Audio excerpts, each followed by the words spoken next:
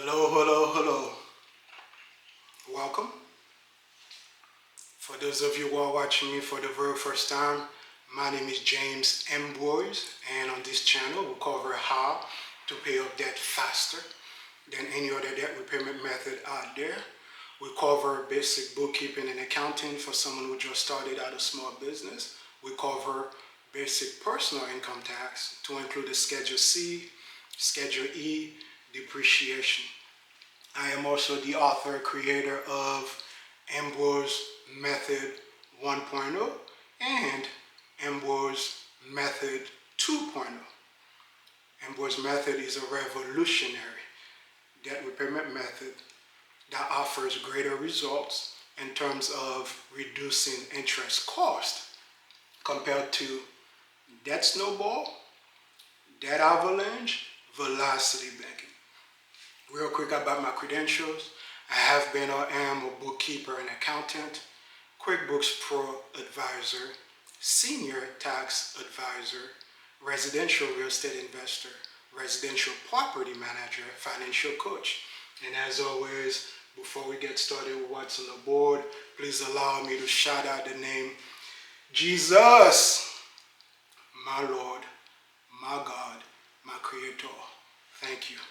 All right, America, on the board we have this hypothetical scenario of somebody who filled out one of my Microsoft Excel worksheets, and the person provided me with these figures. For that, this person has a Navy Federal credit card, Wells Fargo credit card, PayPal credit card, Capital One credit card, then SPS mortgage.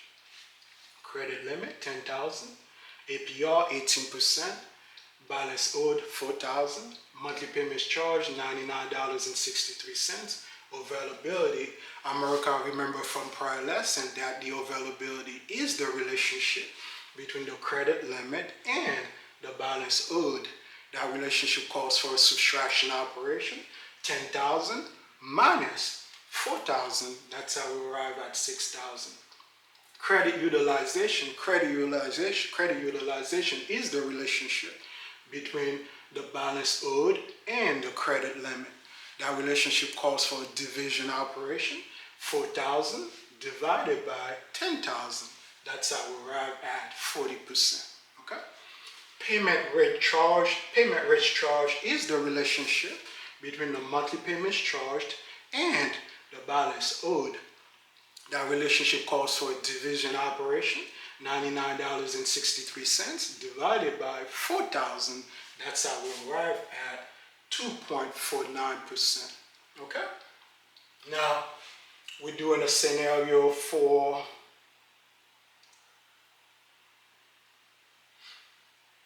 a single dad. His income, we're doing a scenario for a single mom. Her income, she's on a bi-weekly pay period, so the income was $5,639.84. Her expenses, $5,239.84. Her debt, $134,150. Okay, the debt, America, that's when you add all these balances that we have on the board: 4,000 plus 6,000 plus 9,000 plus 15,150 plus 100,000. That's how we're at $134,150. Okay. Now, out of her expenses, 3,000 could go on a credit card. Okay, and her cash flow was $400. And America, remember from prior lesson that cash flow is the relationship between the income and the expense. That relationship calls for a subtraction operation. $5,639.84 minus $5,239.84. That's how we arrive at $400 in cash flow. Okay? All right. Question posed to me was, James, can you go over the different factions of velocity banking? So James, can you go over the various factions of velocity banking? Okay. Today we're doing case study number 11, And today's date is December 29,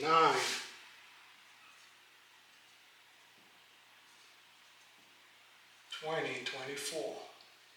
Okay. All right, America. I'll give you about 5-10 seconds to take a look at what's on the board, and then we're going to start with the exercise.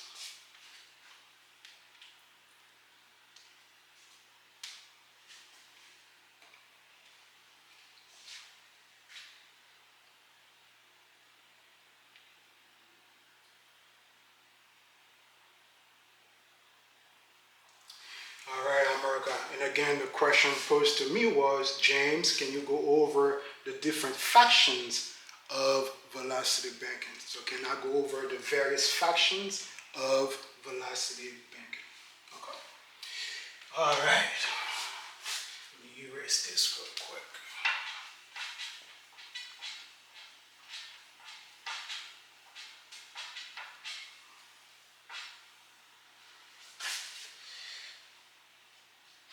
America, when I was doing my research on velocity banking, watching those guys on YouTube talking about velocity banking or teaching about velocity banking, okay, I came across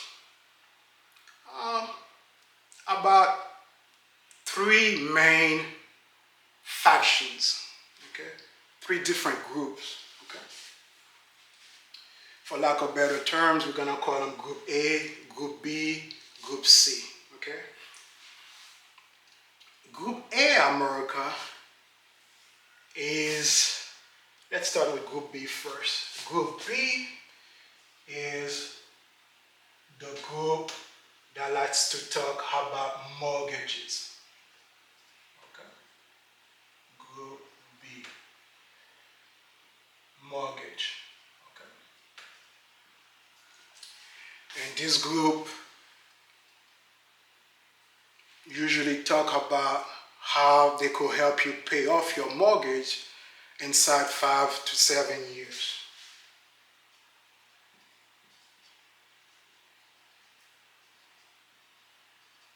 Okay. So how to pay your mortgage, in 5 to 7 years. Okay.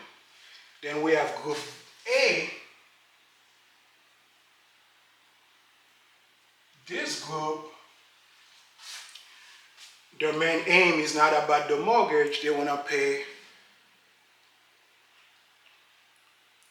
other items. So they want to pay items other than the mortgage. So let's just call it, for lack of better terms, items other than a mortgage.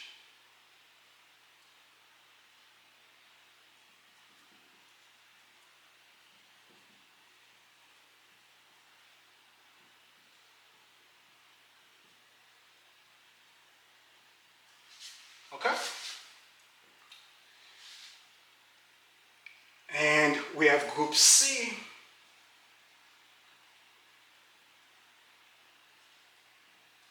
That is kind of, for lack of a better term again, a mixture of Group A and Group B. Okay? Group C, this group wants you to acquire or apply for new trade lines. And one of the preferred trade lines is the HELOC or BLOC, okay, on the personal side. So Group C wants you to acquire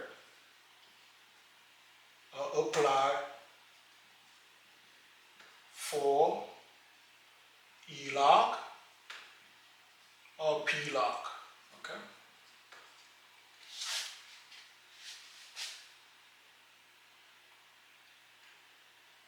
BLOC,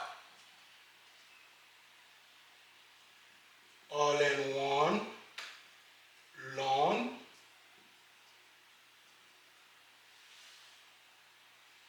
life insurance,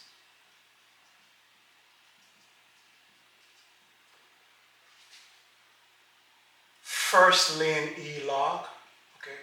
Sometimes these terminology are interchangeable, but we're going to put everything on the board. First lien HELOC,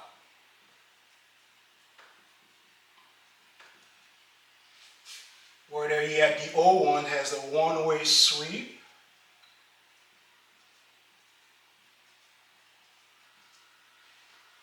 first lien HELOC,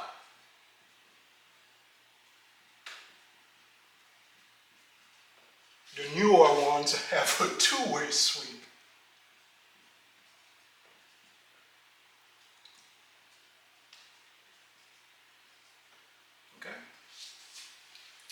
So whenever possible, if you could qualify for one of these things, that's what they want you to do. They want you to apply for HELOC, BLOC, PLOC. Okay, if you could acquire life insurance in order to facilitate, I guess, your fight against debt. Okay, all in one loan, first in HELOC, one-way sweep, first in HELOC with two-way sweep. Okay, so they'll try to persuade you to get one of these items. Okay, and you could use any of these items to pay off debt. Okay, so real quick again, Group A wants you to attack items other than a mortgage. You have Group B that wants to mainly concentrate on the mortgage, and they want you to get rid of that mortgage within 5 to 7 years. And you have Group C. That's kind of a mixture of Group A and Group B, but those folks, they still want you to pay either items other than a mortgage or a mortgage, but the tool that they prefer for you to try to acquire is a HELOC, is a PLOC, is a BLOC, life insurance, all in one loan, first in HELOC one-way sweep, first in HELOC's two-way sweep. Okay. And I briefly touch on those from some of my past lessons. Okay, I don't remember which lesson, folks, I'm sorry. Okay, but I did cover these items in some past lessons. Okay, remember, for Ambroise Method, initially we've done lesson first, and then now I'm start doing case studies. Okay, so the lessons were first, now we're doing case studies after the lessons. Okay, and today's case study number 11. Okay. And again, like I aforementioned, some of these items were covered in those past lessons. Okay, so now we have these three groups. All right.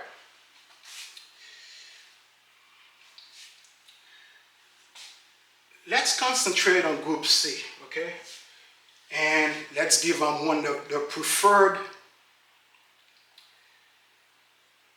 debt tool or debt weapon, which is the HELOC. Okay?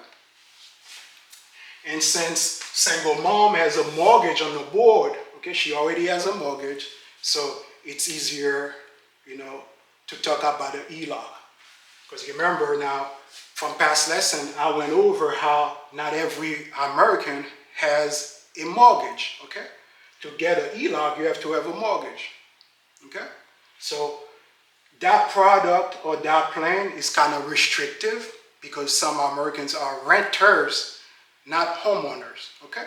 But in this particular example, perfect, single mom has SPS mortgage, there's already a mortgage on the board, okay? So we're gonna use the mortgage. Let's assume that she wants to follow their advice. Okay, you want me to go ahead and get a mortgage, get a HELOC, I'm going to try to get a HELOC. So she went ahead and applied for a HELOC on her own, okay?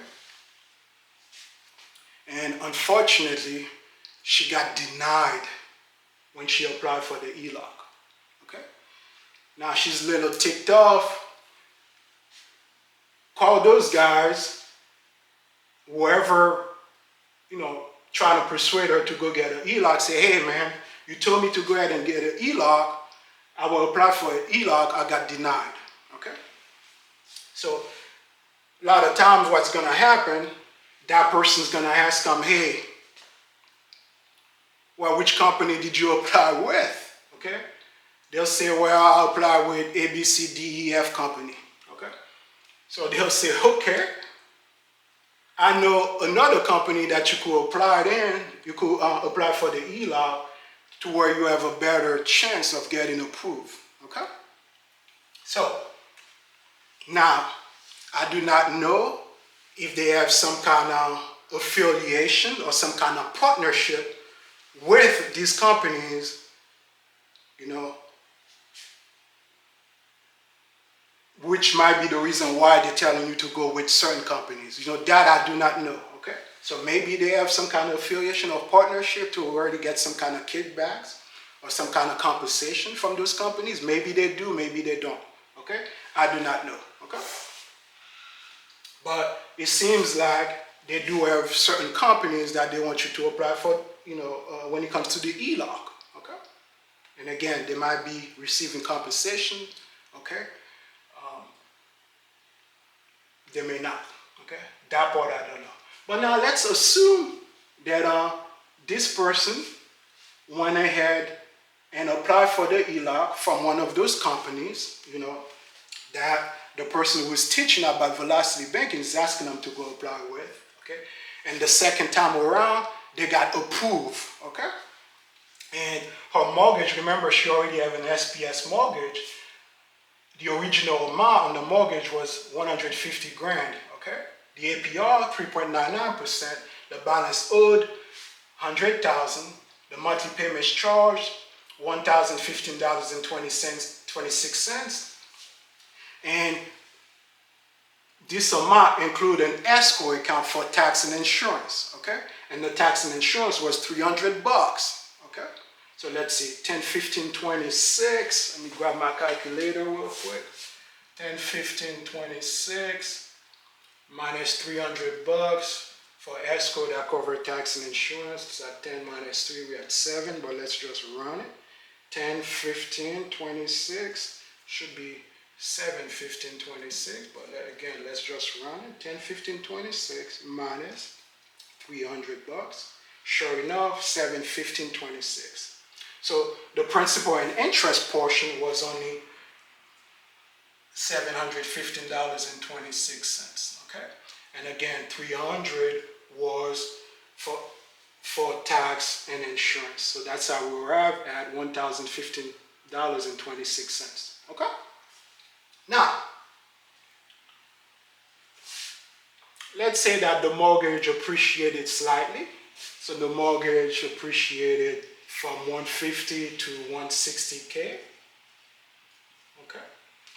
And they were able to qualify for, I want it to be 20 grand, so let me see, 75% loan to value, okay? Again, let me run my numbers, 160 times 75% loan to value. Okay, so we are at 120 grand, okay? And again, the house, the value of the house, 160K, okay? So you appreciate it slightly from the time they acquired the property because it was only 150. So 160K, okay? For the HELOC, they're willing to go up to 75%. So 75% of 160K is 120, okay? But single mom already hold 100 grand, so 120 minus 100, okay? So now she has 20K available for a transfer if she wants to have a second lien position HELOC, okay? Bear with me, America. I want to take my time to do these lessons because remember, not everybody has the same level of knowledge, because every time I throw separate terms, I have to kind of define or kind of break it down, because again, not everybody have the same level of knowledge, okay? So, I mentioned a second lien position HELOC.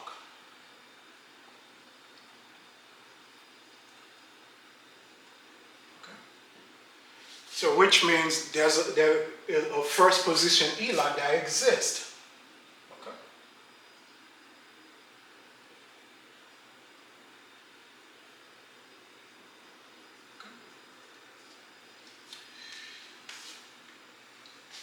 first position HELOCs, America, think of it as if, because remember, she qualified for 75%, okay? Which is 120K, okay? So now she could use that 120K to wipe out this SPS mortgage, okay? Let's say the HELOC was from PenFed. So it's a PenFed HELOC. Okay? So she qualified for up to 120K. She could use 120K to wipe out this entire mortgage. Okay? So 100 grand will be gone. Now the new loan now will be 120K. PenFed HELOC. Okay? The new home equity line of credit will be for 120K because she decided to get rid of this entire 100K from SPS mortgage. So in that scenario, SPS mortgage will be gone. Okay? So in this case, the HELOC will be first position HELOC. Okay? Now, if she decides to keep SPS mortgage 100K, okay, only want 20, so in the first scenario, entire 120K. This scenario, she wants to keep this 100K, so now the HELOC, the PenFed HELOC, gonna be in the second lien position for just 20K. Okay? Because remember, she decided to keep that one. Altogether, it's 120, okay? If she wanna get rid of SPSK, it's gonna be 120. 120 PenFed HELOC, first lien position. But she decided to keep SPS mortgage, okay, and just add PenFed HELOC, okay, so it's going to be, the PenFed HELOC will be in second lien position because this mortgage will be, in first lien position, okay, to briefly touch on that. Okay. Now, these folks on YouTube, if she asks them, well, what do you want me to do? Should I take this thing as a first lien position or second lien position? Okay. Some of them will tell her that no, don't take a lump sum. Don't do the HELOC as a first lien position. Do it as a second lien position instead. Okay? So now we're going to have a PenFed HELOC for only 20 grand. All right? So, and with the 20 grand, they're going to want to get rid of certain accounts. And we're going to run Velocity Banking for Group A. And we're going to run it for Group B. Okay? So we're going to run Velocity Banking for the groups that want to attack items other than the mortgage. And we're going to run some numbers later on for the group that wants to attack the mortgage. Okay? All right, America, let me give you about 5-10 seconds to take a look at what's on the board, and then we're going to continue with the exercise.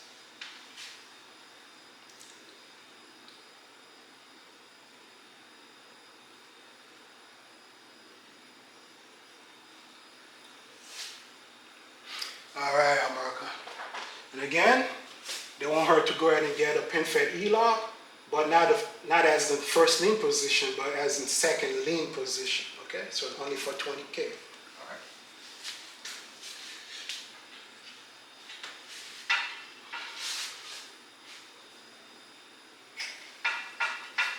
America, so bear with me. This lesson is going to be probably a little longer today because I want to take my time to go over these things. Okay? Reason why, okay, these guys over at Velocity Banking Group, okay, they flooded the market. They flooded YouTube, okay? And most of them, or all of them, are teaching about this nonsense. So we're gonna kind of go over, some of the flaws or some of the deficiencies or pitfalls associated with Velocity Banking.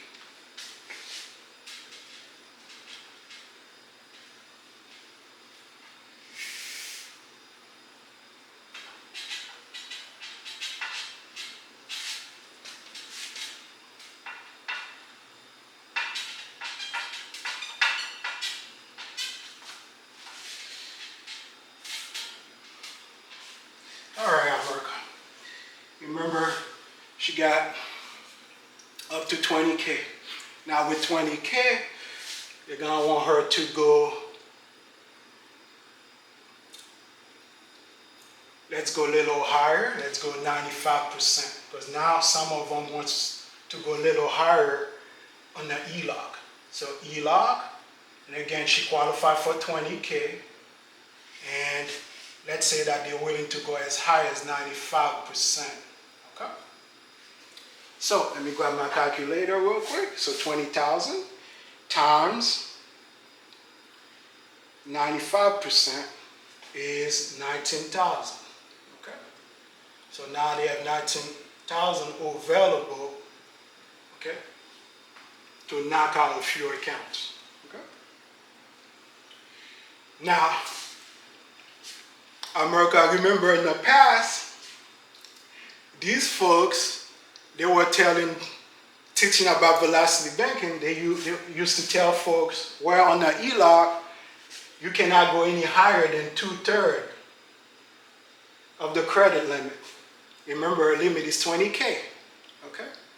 2/3 or 66 to 67%, okay? Then a few years went by, these guys are evolving. So 2/3 now is too small of the credit limit. Well, you could go up to 80% on the credit limit. So they want them to go 80%, okay? So initially, you couldn't go any higher than 2/3 of a credit limit on a HELOC. Then they changed their minds. So now it's 80%. So now you have some more changing their minds again. Now you could go as high as 95% on the HELOC. So that is why now on this HELOC we're going as high as 95%. So these folks over at Velocity Banking Group, I guess they keep evolving. You know, every couple of years they're changing something. It used to be 2/3. Now it's then a few years later, it was 80%, but now some of them are willing to go as high as 95%. They can't seem to make up their mind, okay, how much you could go, okay, on the credit limit, okay? But I'm kind of happy in a way that they want to go as high as 95%, okay? For us, we don't go 95%, okay? It depends on the example. We go close to 100% really. Like 95, 96, 97, 98, 99. So it depends on the example, okay? We go close to 100%, okay? We are extremely aggressive. Now, the reason why in the past, they didn't want to go any higher on the credit limit on an HELOC was because these folks teaching about velocity banking, you know, most of them had no clue how credit score work. So they thought that going higher on the HELOC gonna mess up the credit score. At least some of them. I've noticed some of them were talking about that either last year or several years ago. Okay? And remember, a lot of times, especially in this particular example, you got a HELOC to knock out, okay? If it belongs to Group A, to knock out credit cards, okay? Remember, America, if you are increasing the balance on a HELOC, let me put that on the board. So you're increasing the balance, okay? So you could decrease the balance on credit cards, okay? It is a good exchange, so go ahead and do it. You're not gonna mess up your credit score, okay? If you're doing that kind of exchange, okay? Raising up the balance on the HELOC so I could decrease or pay off some of the credit cards, okay? Because remember, it's more beneficial for you to pay off credit card and increase, okay, the balance on the HELOC, okay, via transfer, all right? So I guess now some of them Maybe they start watching some of my videos and realize, oh, you know what, we're kind of wrong on the credit score. So maybe that's the reason why now they want to go as high as 95%. Still too low, okay? In this particular example, they could have gone a little higher than 95%, okay? But at least, again, I'm happy that they want to go a little higher than 2/3 or 66, 67% of the credit limit, a little higher than 80%. So now they want to go as high as 95%, okay? So, and again, she qualified for 20K HELOC, okay? Because the whole amount was 120, but they don't want first in position again, they want second in position HELOC, okay? So 120 minus 100 existing, so 20K available. So now they want to go as high as 95% of 20K of the limit, so 20K times 95%. So now we have 19,000 available to pay off accounts or to do a transfer, okay? So now with that 19,000, some of them, they follow the same route, or they follow similar route, I should say, has that snowball. So with 19K, they're gonna wanna knock out 4,000 plus 6,000 plus 9,000, because 4,000 is smaller, then the next smallest one is 6,000, then the next smallest one is 9,000, okay? And again, these folks, some of them follows similar route as that snowball, which is the wrong thing to do, okay? And we're gonna kind of go over that, if I remember, maybe a little later in the lesson, okay? So with 19K, 4,000 plus 6,000 is 10,000, 10,000 plus 9,000 is 19,000. So they could knock out, get rid of these three accounts, or at least bring them to a zero balance on paper, okay? So let's run Ambroise Method for Group A. And again, Group A wants to attack items other than the mortgage. So in this case, they don't want to touch the mortgage, they want to touch other items, okay? So for this group, Navy Federal,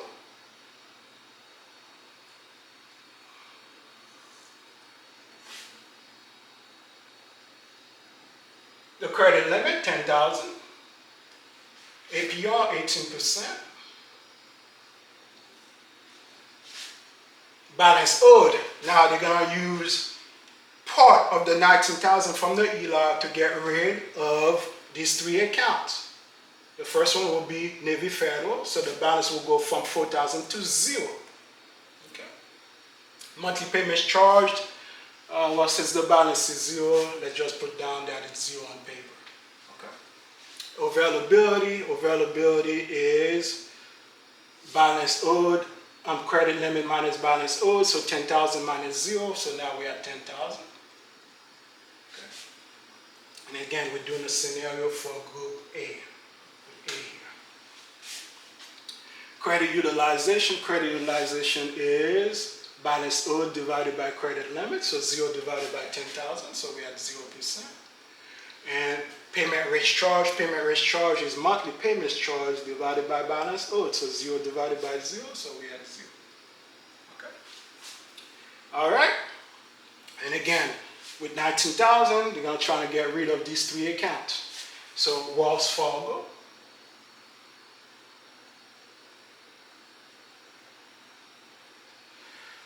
credit limit 9,000, APR 18.48%. Okay. Balance owed, remember, they're going to pay off Wells Fargo 6,000, so Wells Fargo will be 0. Monthly payments charged, since the balance is 0 on paper, let's put 0 over here. Okay. Availability is credit limit minus balance owed. 9,000 minus 0 is 9,000. Credit utilization is balance owed divided by credit limit, so 0 divided by 9,000, so we had 0. And payment rates charge is monthly payments charge divided by balance owed. So 0 divided by 0, so we had 0. Okay. And the third and final account they're going to try now get rid of, or at least bring to a 0 balance, will be PayPal. So PayPal.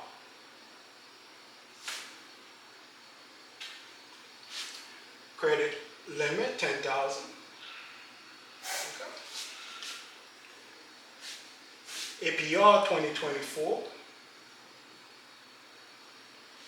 Balance owed, and again they're going to get rid of this balance, so it'll be 0. Monthly payments charge, since the balance is 0, we already reduced it all the way to 0, so the monthly payments charge will be 0. Availability is credit limit minus balance owed, 10,000 minus 0 is 10,000. We're doing PayPal.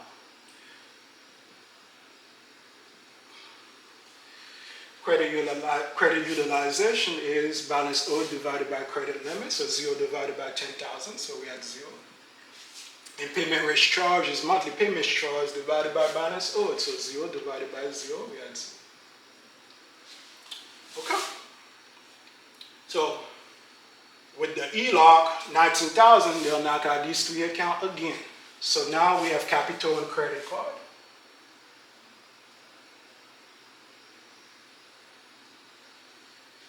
Okay. Remember, they did not touch Capital One. Okay. They knock out these three. Capital One is the fourth account on the board. So Capital One will stay the same. So 15,800. APR 29%.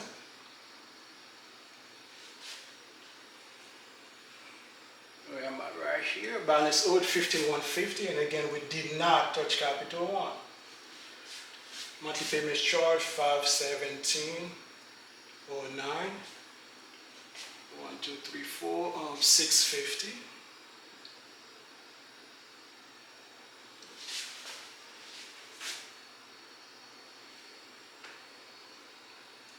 Availability 650. Credit utilization 95.89, and again we did not touch Capital One and 3.41%. Okay. And SPS mortgage, and again Group A does not attack mortgage. This group wants to attack items other than a mortgage. Okay. 150 here, so they did not touch the mortgage, so the mortgage will stay the same, 3.99, 100 grand, 10, 15, 26. Availability, it's a installment credit account, so the availability doesn't matter because you cannot use it for our purpose. Credit utilization 66, 67, 1.02. Okay, 349, 95, 89, 66. All right, perfect. 17. All right. So that was Group A. Now, earlier I mentioned that these three accounts, since they follow similar path as that Snowball, and now the PenFed HELOC, because remember now, they acquired the PenFed HELOC, so now we have one additional account. Okay?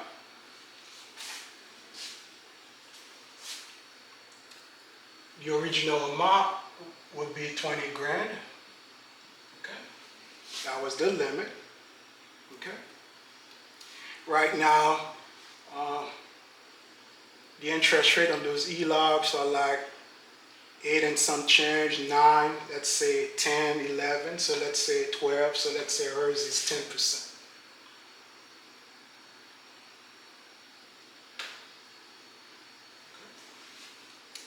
Balance owed, remember she went 95%, which is 19,000, and she used the entire 19,000 to knock out these accounts. So 19 grand.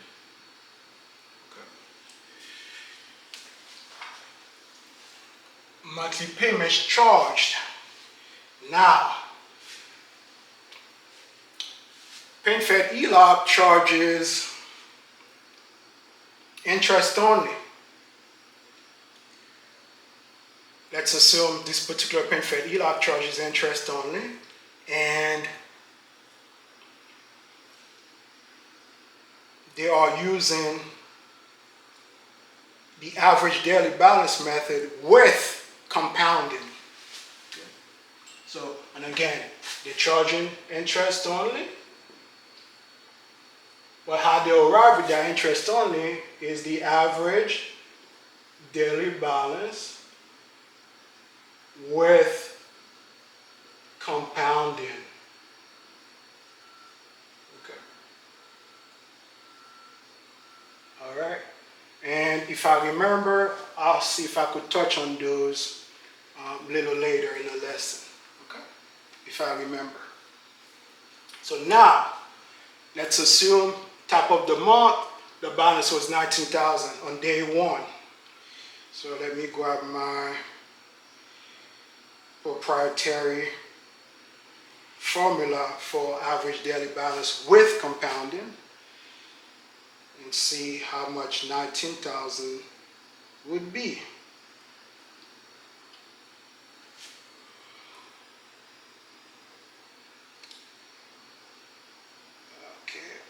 Passwords. So 19,000, 10% is the interest. 19,000. So the interest portion, let's assume it was 30 days in the following cycle, and this PenFed uses 365 days, 30 days in a cycle. So the interest portion would be 156.83. Okay, so the monthly payments charged. So 156.83, and they only charging interest only. Okay. Remember, America, these HELOCs are not always interest only. Okay, but this PenFed HELOC is interest only. And let me put that on my note before I forget. We're going to talk about one that's not interest only. So PenFed, interest only, principal and interest. Okay. All right. So now the monthly payment is 156.83. Okay. 156.83. Okay. And remember, they're doing the average daily balance with compounding. Compounding, that's like, for lack of better terms, interest on top of interest. Okay? If he was not compounding, it would have been just 19,000 times 10% divided by 12. Okay? So 19,000 times 10%, and this one's also including new transactions. Including new transactions. Okay. And again, folks, with all these terminologies and all the different ways that bank charges interest charge for the cycle, I'll do my best to see if I could cover most of them for you guys, okay? Because I know some of y'all do need that kind of knowledge, okay? So 19,000 times 10% divided by 12 would have been 158, okay? 33. But because we're using an average daily balance method with compounding, okay? So that is why it's different. It's 156.83 as opposed to 158.33, okay? Because on this PenFed, interest only, average daily balance, 30-day cycle, 365 days, okay? The average daily balance, let me grab my proprietary calculator formula real quick, would have been 19,000, the average now, 0.89, 0.89, okay? You see the difference? One of them is $19,000. One of them is $19,080.90. Okay? So there could be a slight variation, depends what type of formula that the bank used in order to arrive at the monthly interest charge for the cycle. Okay? From past lesson, I talked about how our government allowed these big banks, these big creditors to do whatever they want. You have one that might use that kind of formula. You have another one that use a slightly different formula in order to arrive at the monthly interest cost for the cycle. Okay? All right. So 156.83. Where am I? I'm right here. So now the availability. Availability is credit limit minus balance owed. So 20,000 minus 19,000. So that's how we arrive at 1,000 for this one. Okay. And real quick, I even cover how we got that 156. So 19, let me put that right here. So 19,080, 90 times, okay? The formula is the average daily balance, okay, for most lenders, times the daily rate, times the number of days in a cycle, which was 30. Okay? The daily rate, remember, it's 10%. So 10%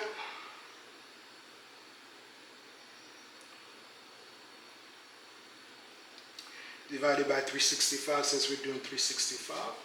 So it would have been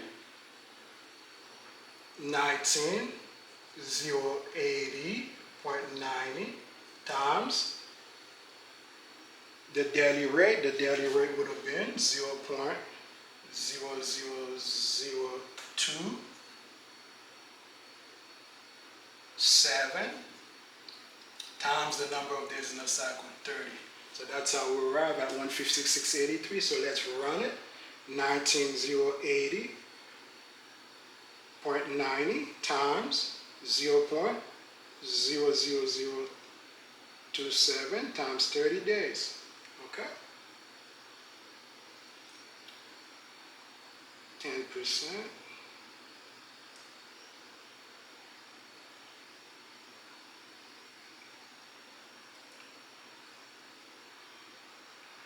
Divided by 100, divided by 365, 0.00273,274.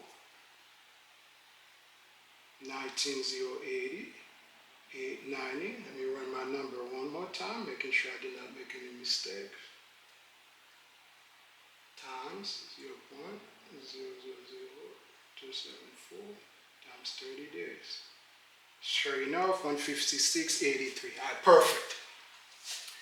Now, credit utilization. Credit utilization is balance owed divided by credit limit. We already know it's 95%, but let's just run it. 19,000 divided by 20,000. Sure enough, we're at 95%. Okay. All right. And the payment rate charged is monthly payments charged divided by balance owed. So 156.83 divided by 19,000. So we are at 0.825% or 0.83%. Okay? That was for Group A. Okay?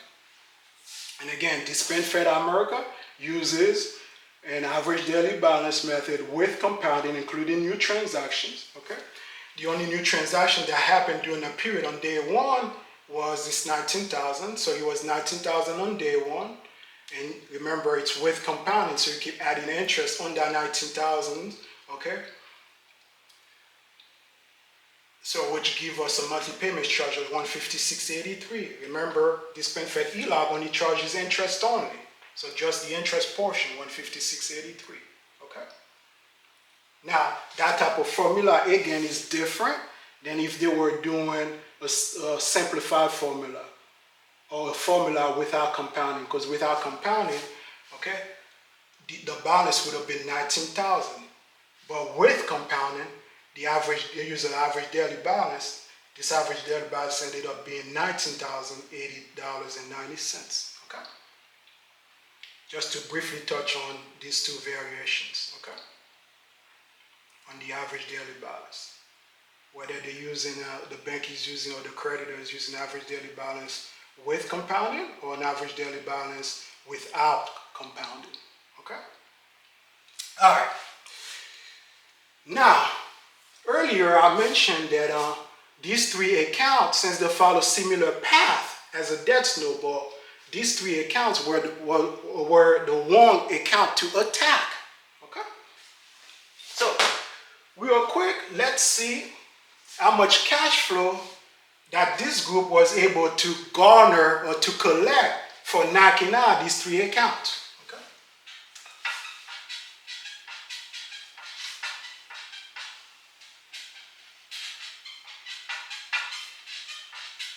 Remember, the way we determine our cash flow, we add the original monthly payments charge minus the new monthly payments charge to see if our cash flow has increased or decreased. Okay. So you would have been 99.63. So it's all of these minus all of those. Okay. So 99.63 plus 151.85 plus 241.01 plus 517.09 plus 1015.26.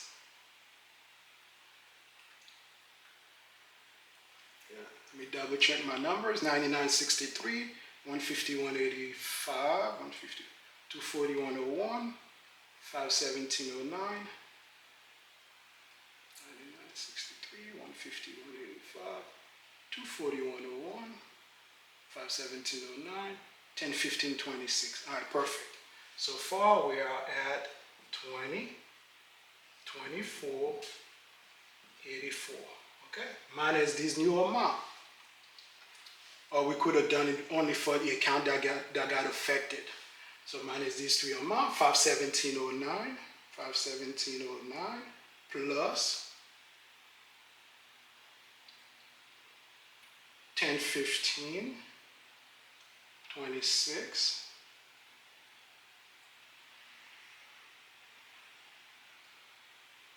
plus 156.83.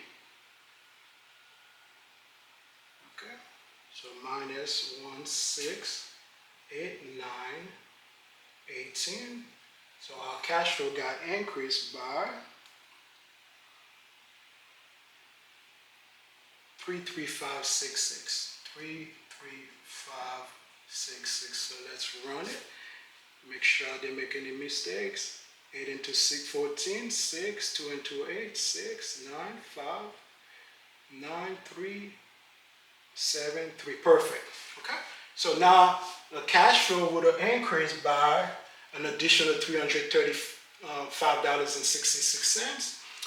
Single mom, her original cash flow was $400.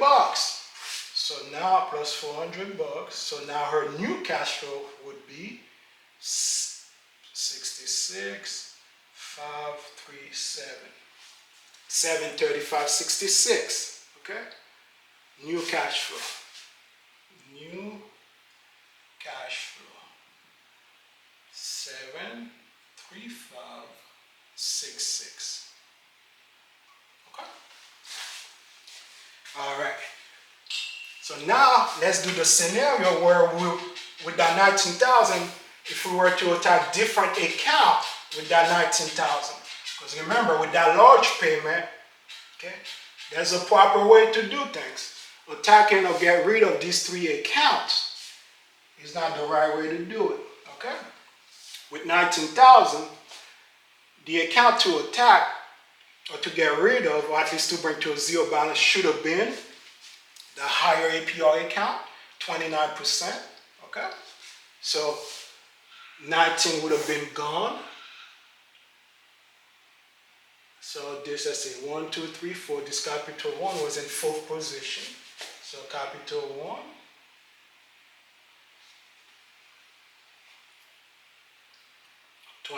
%, so the balance owed will be 0 for the capital 1, okay?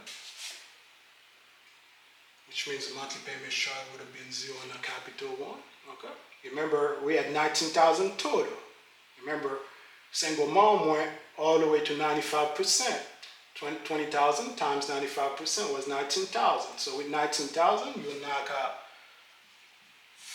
let's see, 15,150. That's the capital 1. So 19,000 minus 15,150. So you still have 3,850 in the HELOC. Okay. So this 3,850, after you get rid of capital 1 was at 29%. The next highest APR account that is on the board, let's see, 18, 1848, and 20%. The next one is a PayPal. Okay, so it'll be PayPal. PayPal is a balance of 9,000. Okay, so it would have been 9,000 minus 3,850. Let's run it. Because remember, she only have 3,850 available in the HELOC. Okay? After she got rid of capital 1. Okay? But PayPal balance is 9,000. So this 3,000 will not completely wipe out the PayPal. So it'll be just a partial payment to the PayPal. So 9,000 minus the partial payment, 3,850. So PayPal will have a remainder balance of 5,150 bucks. Okay? And the monthly payments charged on PayPal. Remember, most of these lenders, they use 1% plus interest to arrive at the monthly interest monthly payments charge for the cycle. Okay. So let's take care of the interest portion first. And most of them uses, again, an average daily balance including new transaction with compounding. So let's figure out how much the interest portion is going to be on 5,150. 5,150. Let me grab my calculator again. PayPal is at 24%. Okay.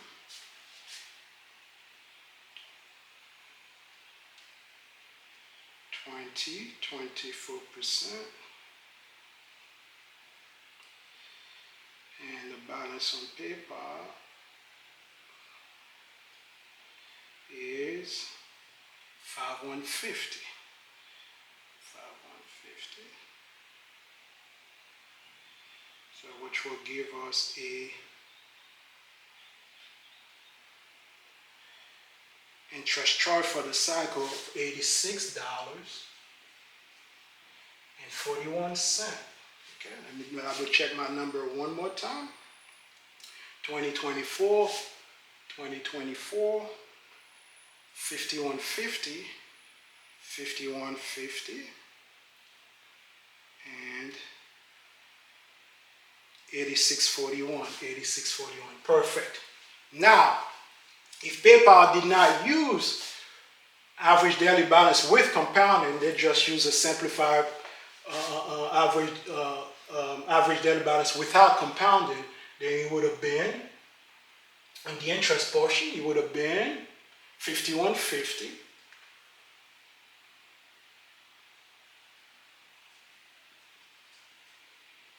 times the interest rate 2024 divided by 12. Let's just run that one. 51.50 times 24% divided by 12. It would have been 66.83. The interest portion. You see? And again, folks, our government allowed these big banks, these big creditors to do whatever they want. So one of them might be using one formula, another one might be using a slightly different formula. So the numbers will be slightly different. Okay? All right, 86.41 on that one, 86.83 on this one. Okay?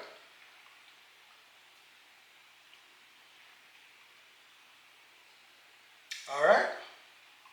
So now, since it's average daily balance with compounding, but they're charging, PayPal charges 1% plus interest. Okay. We've already determined that the interest portion is 86.41. Okay. Let's say the outstanding balance was 51.50. 1% of 51.50 is 51.50. Let's run it. 51.50 times 1% is 51.50. Okay? So which will give us a monthly payment charge when you add these two, 51.50 plus 86.41. So we would be at $137.91. Okay? And again, America, PayPal charges 1% of the outstanding balance. We're assuming the outstanding balance is $5,150 during the cycle, plus interest. Well, the interest portion was 86.41. So that 1% of 51.50 is 51.50. So 51.50 plus 86.41, that's how we arrive at $137.91. Okay? All right, and again, instead of attacking these three accounts, you should attack the capital one,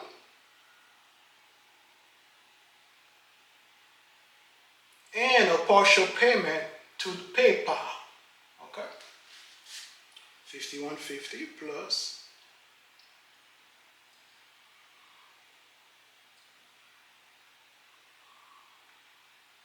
38.50. All right, perfect. Okay. Now, let's figure out. Remember earlier I said that their cash flow will increase. The total cash flow will be $735.66. Okay. Let's see if we went a different route. You know how much our cash flow would be. Okay. Remember, since we only touched these two accounts, so Navy Federal would stay the same. Okay.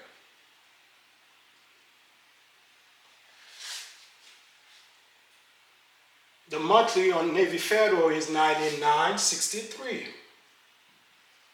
Okay? If we went a different route. And Wells Fargo will stay the same because we did not touch these two accounts. So Wells Fargo would have stayed the same. The balance would stay the same, $151.85. $151.85. Okay? And again, these two accounts that we touched were Capital One and PayPal, which means SPS mortgage would be the same.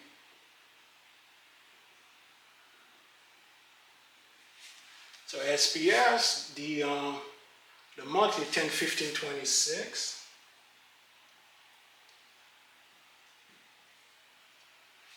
And PenFed would be 156.83. Okay? 1, 2, 3, 4, 5, 6. 1, 2, 3, 4, 5, 6. Perfect. 1, 2, 3, 4, 5. All right, perfect. So now let's figure out what our cash flow would be.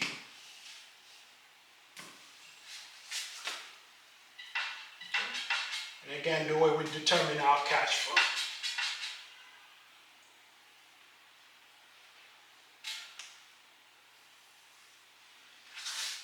is the original amount, or I erased it, the original amount minus the new amount.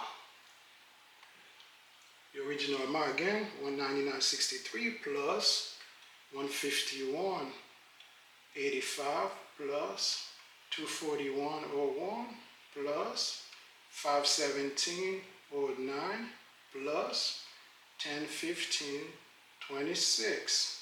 Okay, and again 2024.84.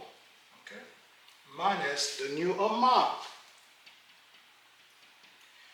The new amount 99.63 plus 151.85 plus 137.91 plus 0 plus 1015.26 plus 156.83. Okay, so we are at 1561.48. So our cash flow will increase by 2024.84. So our cash flow will increase by $463.36. Okay, let me do it one more time. 2024.84 minus 1561.48. Sure enough, for 63.36. That's how much our cash flow will increase by. Remember, our original cash flow was $400 plus 400. Okay. Now we are at 863.36. 863.36 new cash flow versus $735.66.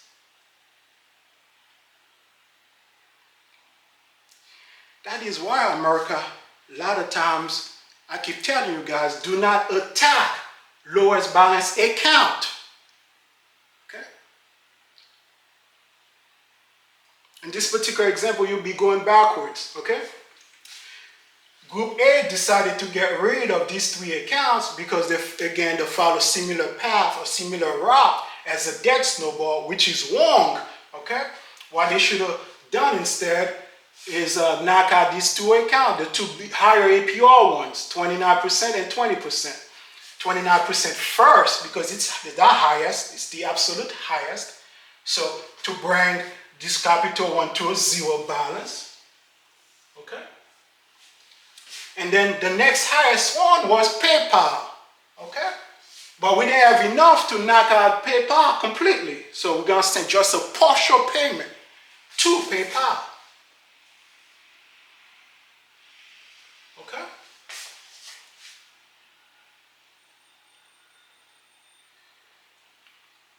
This is what sometimes I refer to as the snowball effect. Okay? Our competitor, that snowball, and not velocity banking. These two groups, they do not know how to properly analyze the so-called snowball effect. Because that snowball would attack lowest balance, lowest balance, lowest balance, and you have some factions of velocity banking that wants to do the same thing, attacking lowest balance, lowest balance, lowest balance. Okay? Folks, if these accounts are revolving credit account, okay, which is what these four are. Navy Federal, revolving credit account. Wells Fargo is a credit card, revolving credit account. PayPal credit card, another credit card, revolving credit account. Capital One, a credit card, revolving credit account. And we have the PenFed HELOC. That is in a draw period. Remember, she just acquired the PenFed HELOC. And in this example, this PenFed HELOC is a 10-20 HELOC, so 10-year draw, 20 years repayment. So we're still in the draw period. So this PenFed HELOC is also, right here, is also revolving credit account. Okay? America with revolving credit account. Okay? You don't have to completely wipe out account to start enjoying the cash flow. In this example, for them, Group A, Velocity Banking Group A and Debt Snowball, since they follow similar path as Debt Snowball, okay, they'll knock out these three accounts. In their case, these three accounts, since they completely knock it out to zero, okay, the monthly payments charge went down to zero, from 99 for this one to zero, from 151.85, from that one to zero, 241.01 to zero, okay, which means cash flow went up, okay. In their case, cash flow went up $335.66, okay. For us, we prefer to pay the right account in the right sequence. What was the right account in the right sequence? Well, Capital One first, because he has the highest APR, and then PayPal second, because he has the next highest APR. So for us, we knock out one completely, and for the other one, we make a partial payment, just for making a partial payment, America. Okay? On this one, on the Capital One, again, we wrap it out completely. On the PayPal, just a partial payment. The balance went from $9,000 to $5,150. Even with a partial payment, the monthly payment charge is still gonna go down. You see? You went from $241.01, we're talking about the PayPal, to $137.91. Monthly payment charge still go down.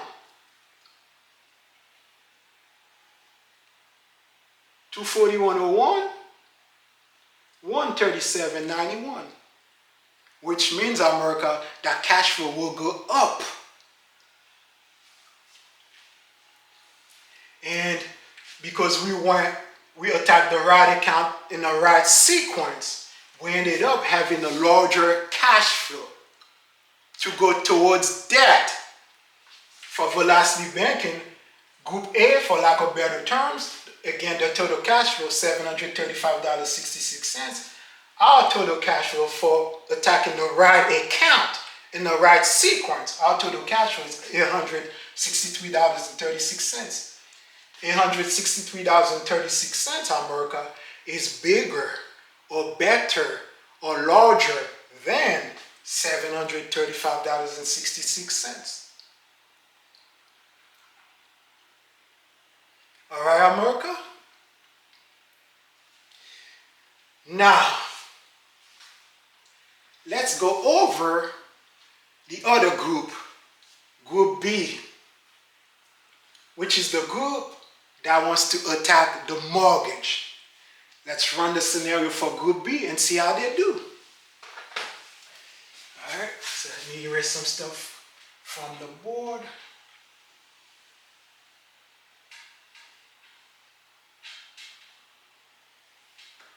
So we're going to do a scenario for Group B.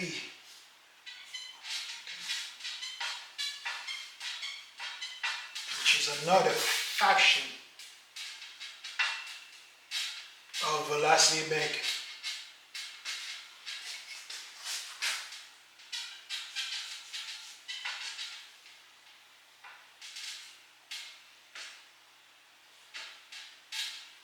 Okay.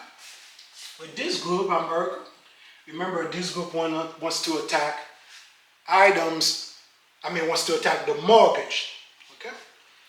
They really don't care much about what's going on with whatever else you have on the board. They mainly wants to concentrate on the mortgage, so they could help you get rid of the mortgage in 5 to 7 years. Okay, that's what this group likes to brag about.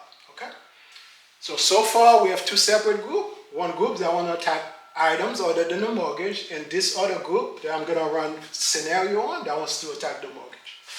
So since they want to attack the mortgage, and this group again gonna ask single mom to try to acquire a PenFed HELOC, okay? Let's assume same scenario. She got her PenFed HELOC 20 grand. Okay, so let's run some numbers. Remember, this group wants to attack the mortgage. Okay, so we're gonna call it Group B. Okay. Navy Federal will stay the same because remember, Navy Federal is not a mortgage.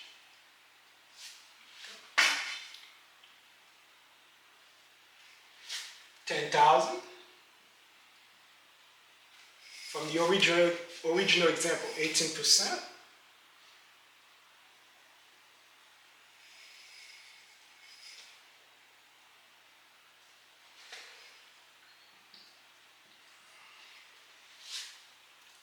Balance owed 4,000, and again, we're not touching Navy Federal. This group only wants to attack the mortgage. 99, 63, 6,000, 40%,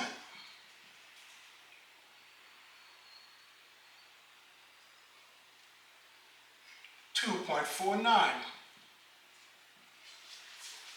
Wells Fargo, and again, Wells Fargo is a credit card. Wells Fargo is not a mortgage. So Wells Fargo will stay the same. 9,000, 1848, 6,000, 150, 150, 85, 3,000, 66, 67, 2.53. Okay. Next is PayPal credit card.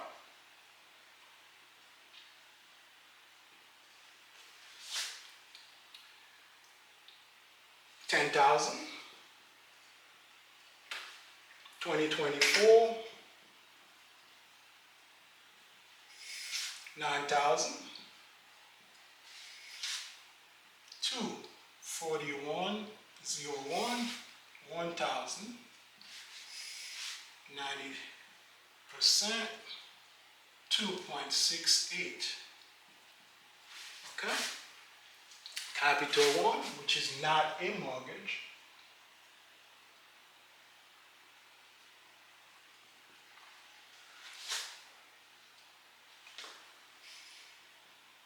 $15,800.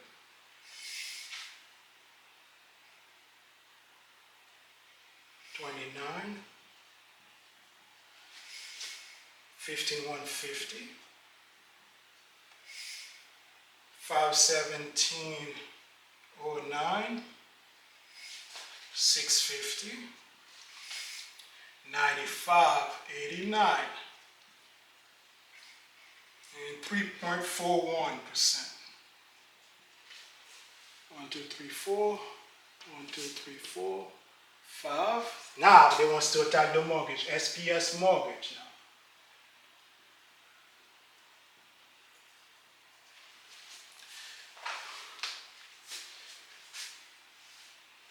Original amount was 150. APR 3.99%.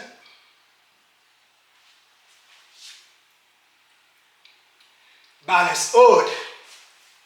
Remember, they acquire a PenFed. They're gonna go as high as 95% on the PenFed, which is 19,000. So they'll send a chunk to SPS mortgage for 19,000. So 100 minus 19,000. So 100,000, okay,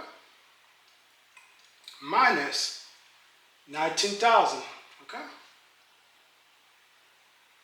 They'll use the PenFed to chunk or send a large payment to the mortgage.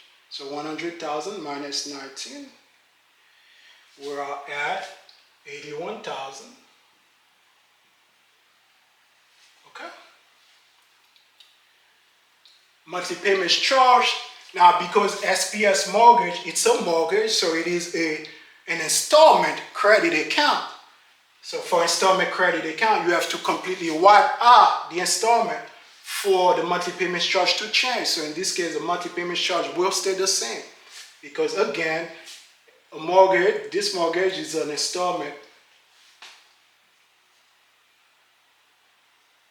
credit account. It's a loan, 10, 15, 26. Even though they do have these hybrid type of vehicles. But anyways, I'll cover that maybe on a different lesson. 10, 15, 26. Availability, not applicable. The credit utilization now. You see monthly payment charge is the same. 100 minus 1981. Monthly the same. Boom. Credit utilization is credit limit minus balance owed. Let's just run it just for good measure. So 81,000 balance owed divided by credit limit. 81,000 divided by 150. Oops. 81,000 divided by 150. So we are at 54%. And payment rate charge. Payment rate charge is monthly payment charge divided by balance owed. Monthly payment charge 10, 15, 26 divided by balance owed 81,000. Okay, so we are at 1.25%. Okay. All right. So now that was a scenario for Group B, which is the group that wants to attack the mortgage. So now PenFed.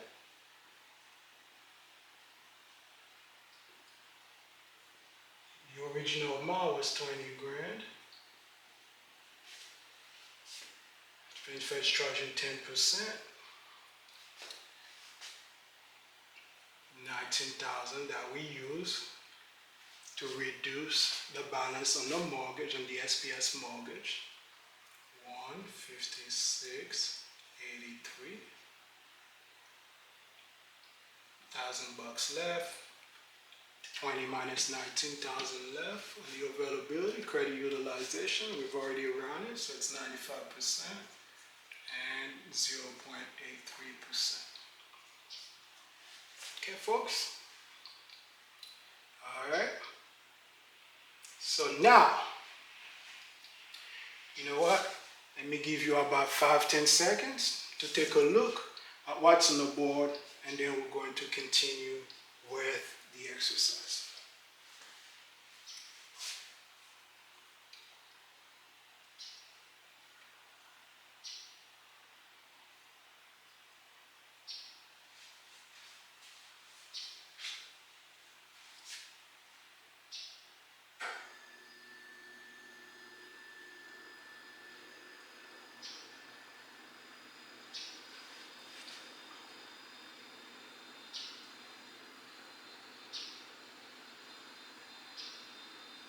All right, America. Now, this group, Group B, which is the group, one of the factions of Velocity Banking, that likes to talk and brag about how they could help you get rid of a mortgage within 5 to 7 years. Okay? So first, they'll chunk to that mortgage. And then these guys,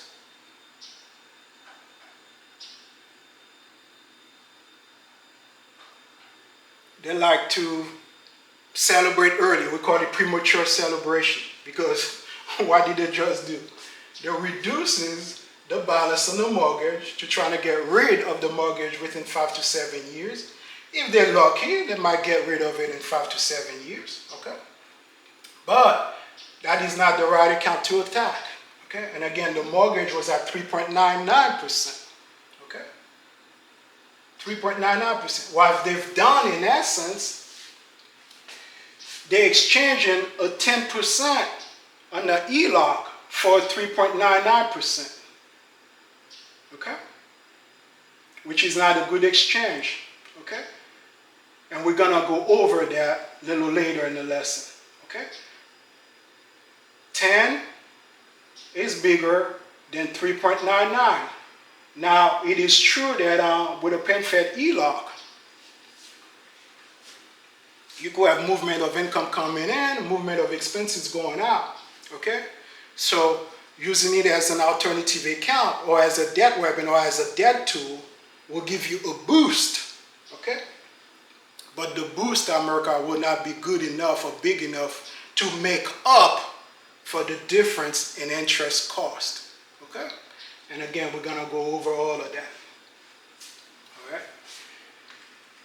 For us over at Ambroise Method, if we decide to attack an account that is at 3.99%, when we have other accounts on the board that are at 29%, 20%, 18%, 48%, we refer to that type of scenario, America, as event priority.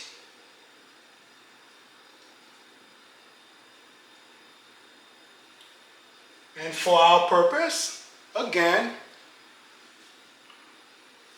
an event priority, America, is an event that takes priority or takes precedence over everything else, okay? Because we decide to work, well, this group decide to work on the mortgage when the mortgage is not the proper account to work on. Then if it was for us, it would have become an event priority, okay? And again, event priority is an event that takes priority or takes precedence over everything else, okay? So that would not be the right account to attack. Now, it is true though that if you don't care about anything else, you just want to work on the mortgage, okay? You could do that, okay? But that's not the proper way to pay off debt, okay? You could do whatever you want. You could decide to work on this account one day. The next day you could decide to work on that account, okay? Just like you decide to work on the mortgage. Because remember, for us, we like to work on the proper account, okay? In the right sequence, okay? So attacking the mortgage at 3.99 when you have a 29% on the board, a 20, an 18, an 18, and a 10, okay, is not the best approach at all, okay? At all. And somewhere down the road, I'll do a lesson on event priority. I'll probably include a mortgage, okay, to show you guys the proper way to pay off a mortgage, okay? Because if these guys, some of these guys over at Velocity Bank and talking they could get rid of a mortgage in 5-7 years. Okay? Imagine what we could do. Because we are a superior debt repayment method than they are. So if they're able to do it in 5 to 7, in most examples, most scenarios, we could absolutely do better than 5 to 7. Okay? And again, these folks, they do have an inferior debt repayment method. So if they could do it in 5 to 7, you know we could do it in a lot less time than 5 to 7 years. Okay? And this lesson is gonna come in again. I'll cover this lesson somewhere down the road. Okay? Event priority. Okay? When we are attacking an account that is not the proper account we should be attacking. Okay? But for whatever reason, okay, the person's probably want to sleep better at night knowing that the mortgage is paid off. Okay, so whatever the reasoning, how, you know, the reasoning is, so in a case like this, okay, we'll show them, I guess, how to pay off the account. Even though, again, that is not the proper account we normally work on.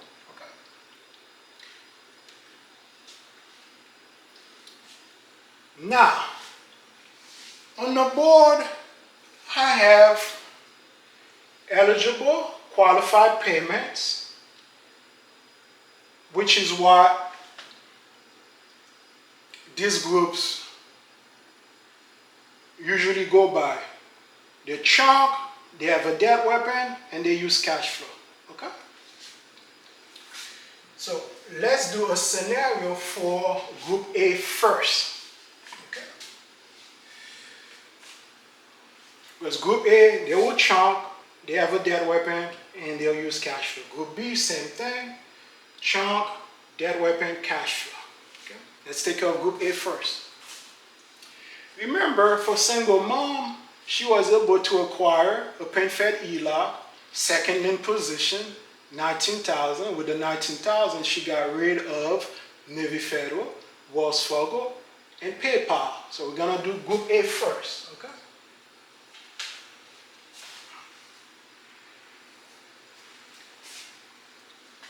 So, what in essence she did, she chunked or sent a large payment to these 3 credit cards, okay? So, with regards to the payment, the accounts that were affected was Navy Federal, Wells Fargo credit card, and PayPal, okay? So the balance went from $4,000 on the Navy Federal to 0. The balance went from $6,000 on the Wells Fargo to 0. The PayPal went from $9,000 to 0, okay? And we know payment decreases balance, okay? So chunking, the account that received the payment portion is what were the credit card, the 3 credit cards, okay? So for chunking,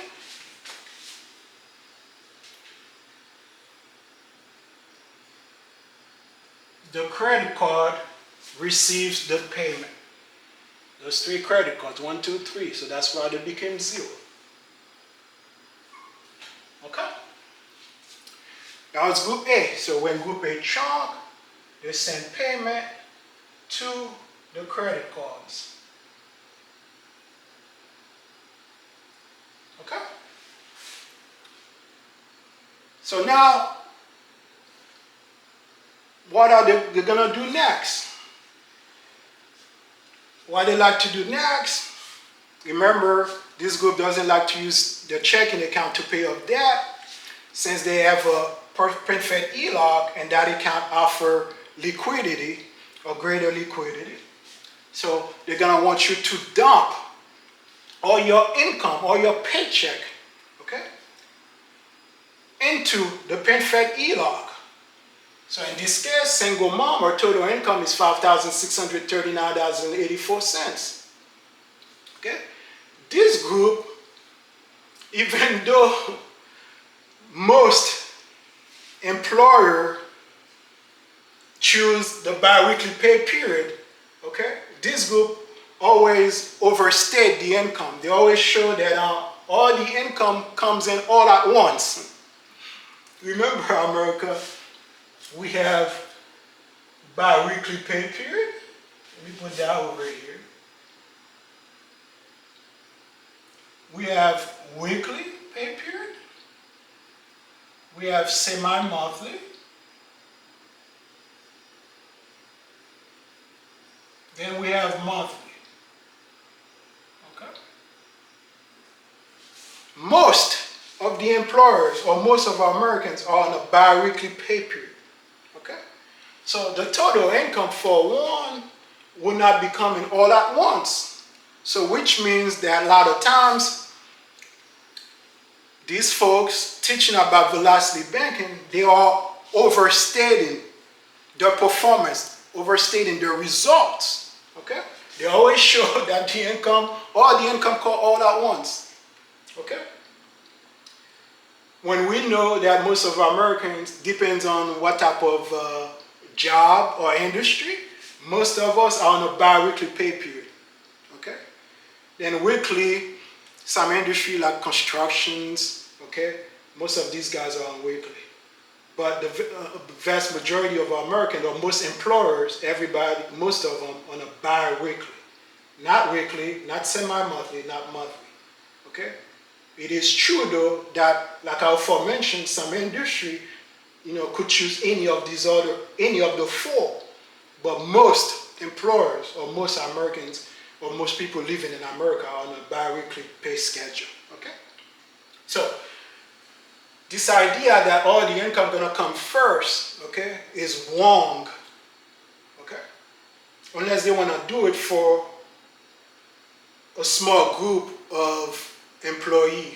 Okay.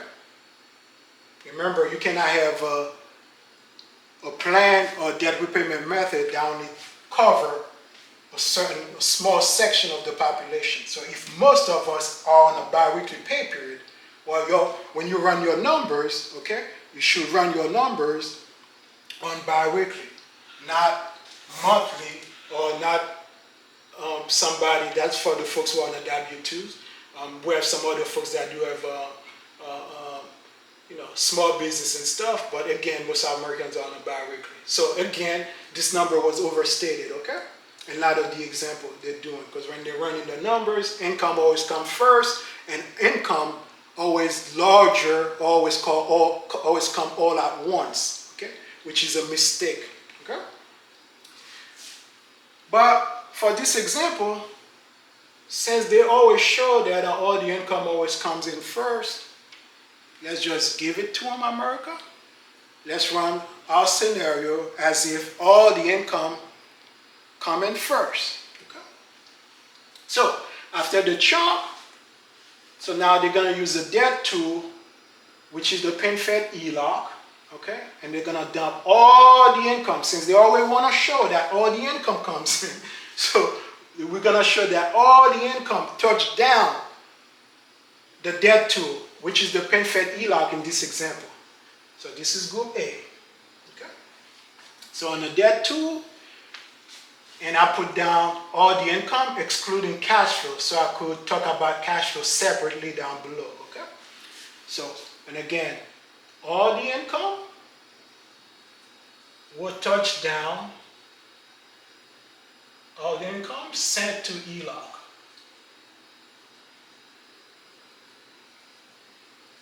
Okay? So for debt weapon, it's going to be the HELOC, and all the income going to go to the HELOC.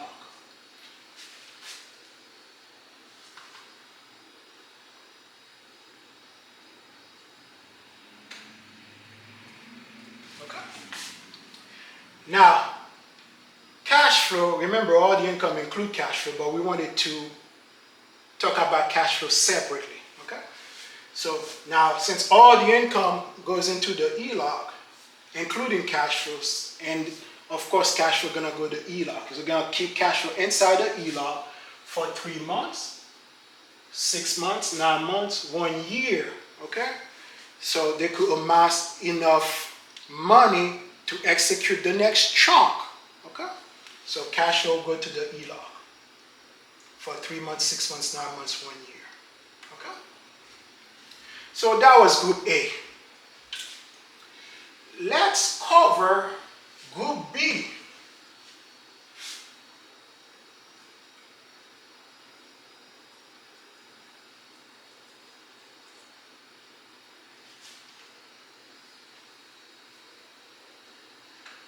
Group B, America.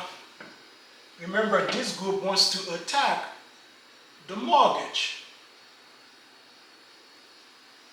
And what did they do earlier? Okay. The chunk or send a large payment to the mortgage. Okay. We're doing group B now. That is why the mortgage went from 100,000 to 81. So the mortgage balance, the balance on the mortgage went down from 100,000 to 81. So group B,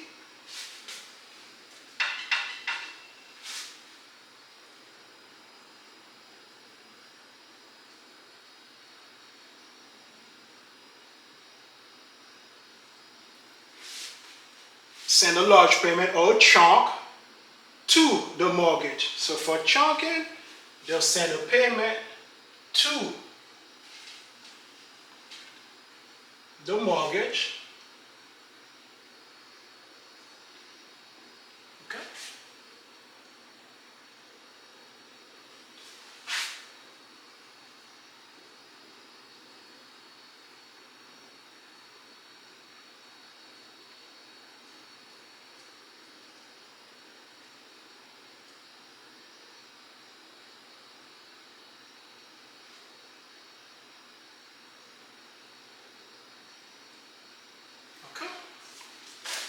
And as far as income what they'll do. And again, single mom, $5,639.84. They're gonna dump all their income, or at least they're gonna show that all their income all at once. Okay? So they're gonna send all their income to the HELOC. So same thing, they're gonna send the income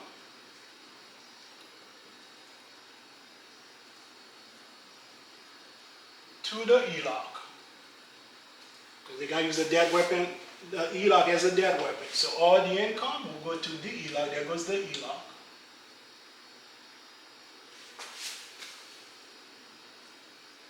Okay. And remember, we kind of break it down, excluding cash flow, so we could talk about the cash flow separately. Okay. So in all the cash flow, because remember, all the income includes cash flow, so which means all the cash flow will be sent to the HELOC as well. Okay? And cash flow gonna remain inside the HELOC for 3 months, 6 months, 9 months, 1 year. Okay? So cash flow will go to the HELOC. And again, for 3 months, 6 months, 9 months, 1 year, okay? And again, so they could collect or amass enough money so later on they could execute the next chunk, this time to the mortgage, because remember, this group wants to attack the mortgage. So let's take a look on how they go about their business. Group A wants to chunk, but this group doesn't care about the mortgage because this group recognizes that the interest rate on the mortgage is too low, so they want to attack these other items instead. So Group A wants to chunk and send the chunk payment to the credit cards, okay? And in this example, we had 3 of them, okay? Navy Federal, Wells Fargo, and PayPal, okay? Then after the chunk, you know, as the income start coming in from your paycheck, they want to send all the income to the HELOC, okay? And the income includes cash flow, which means cash flow will be sent to the HELOC. So they're going to keep the cash flow in there for 3 months, 6 months, 9 months, 1 year. Group B, which is the group that wants to attack the mortgage, same thing. They want to chunk. This time they want to send the payment to the mortgage, okay? So they could brag later on about how I could get rid of the mortgage in 5 to 7 years, okay? So income again gonna go to the debt too, which is the HELOC, okay? It says income includes cash flow, but we wanted to break them down separately, okay? Cash flow will be sent to the HELOC as well, okay? All right, America. Let's see what happened. Let's talk about Group A first. Again, Group A wants to send the payment to the credit card. And the credit card is usually the interest rate on the credit card in this particular example. The interest rate is higher than the interest rate on the HELOC. The HELOC is at 10%. The interest rates on the credit card, the 3 that got affected was 18. 18 is higher than 10. 1848 is higher than 10. 2024 is higher than 10, okay? So if we compare the credit card versus a HELOC, in the credit card, all those credit cards had a higher APR. The HELOC had a lower APR, 10%, okay? These APR were 18, 1848, and 20, okay? That's on the chunk portion. They want to attack the higher APR. On the debt weapon portion, okay, they want to attack the lower APR. Remember, they want to send all the income to the HELOC. Okay? And on the cash flow portion, they want to send all the cash flow to the HELOC. Okay? America. Chunking is equivalent, has a payment portion. That is why the credit card went down. Okay?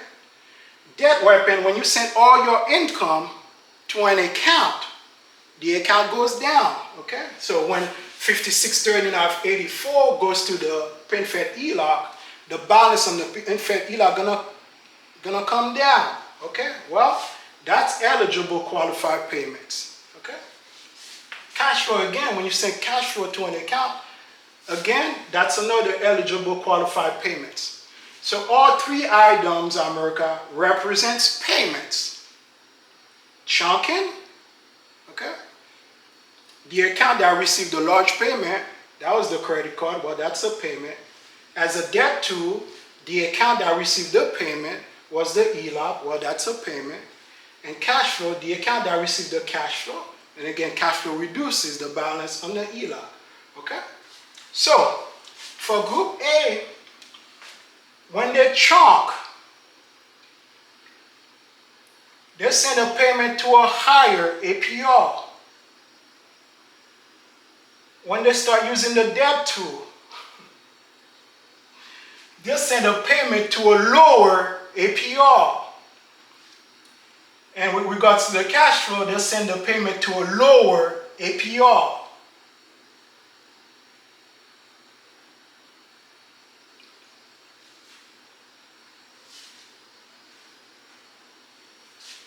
Folks, let's talk about chunking again. When they execute the chunk, which was like 19,000, in essence, you are saying to yourself, if I have a credit card on the board, then I have an HELOC on the board, where should payment go to? Payment should go to the credit card. In essence, that's what you're doing. So you are establishing or you are declaring that when I have a credit card and an HELOC on the board, payment, the payment portion, so payment or eligible payment or qualified payment should go to the credit card instead. That's why you're declaring. Okay? So now, on the debt weapon tool, when income comes in, well, income is also a payment. Okay?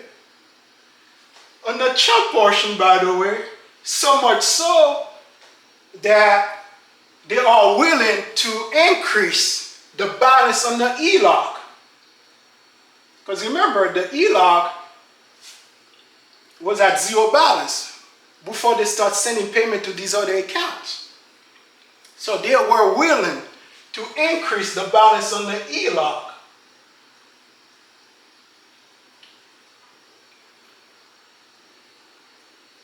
From zero, I talk about Group A now. From 0 to 19,000. Why? Because they want to decrease the balance on the credit cards.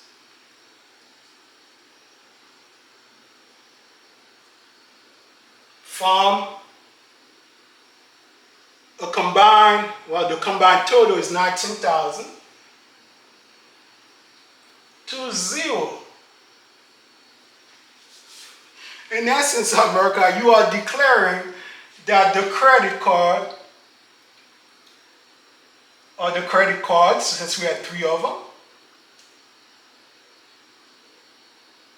were more, I guess, dangerous or was worse than the HELOC. So that is why it doesn't matter if I increase the payment on the HELOC, so I could decrease the payment on the credit card. Okay? So that's why you're saying doing a chunk portion. But later on now, remember, we still have credit card on the board. We still have Capital One credit card. We still have PenFed. Later on, they are saying to themselves that as income start coming in, income is a payment, just like chunking is a payment.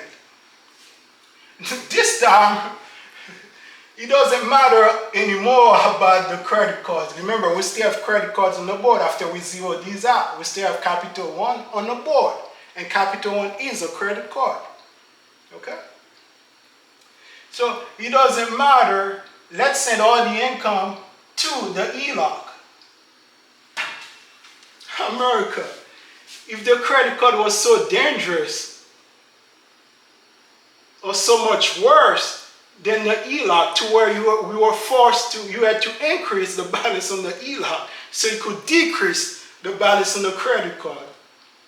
Meanwhile, we still have a credit card on the board. Okay?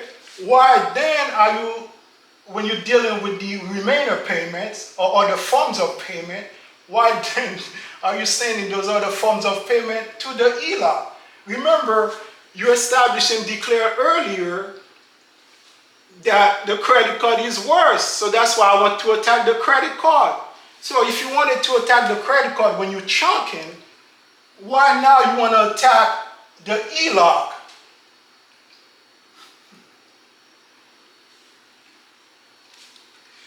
America.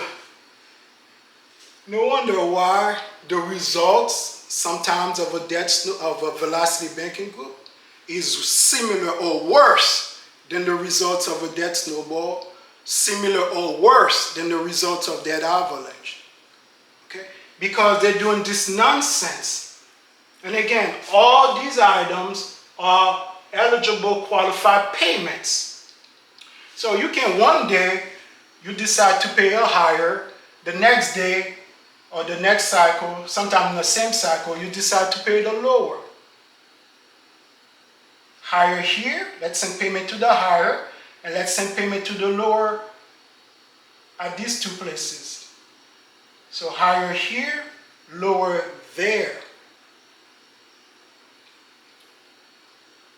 These folks over at Velocity Banking, they are not consistent at all with regard to where payments needs to go.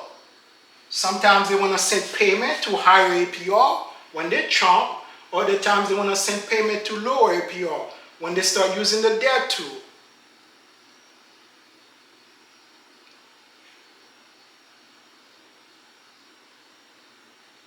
And later on, 3 months, 6 months, 9 months, 1 year, they're going to redo the same confusion again. Let's send higher for a little bit, and then let's send lower for a little bit. Not consistent at all.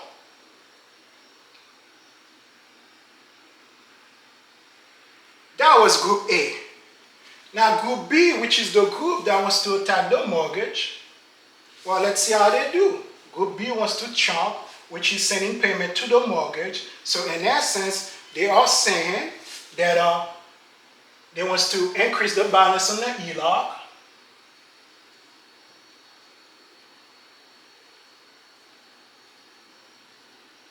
So HELOC gonna go from 0 to 19,000. So they could decrease the balance on the mortgage.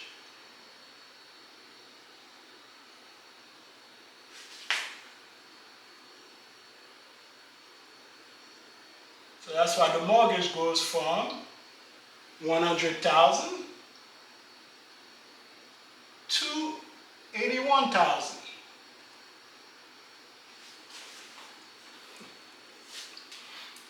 America. This is group B.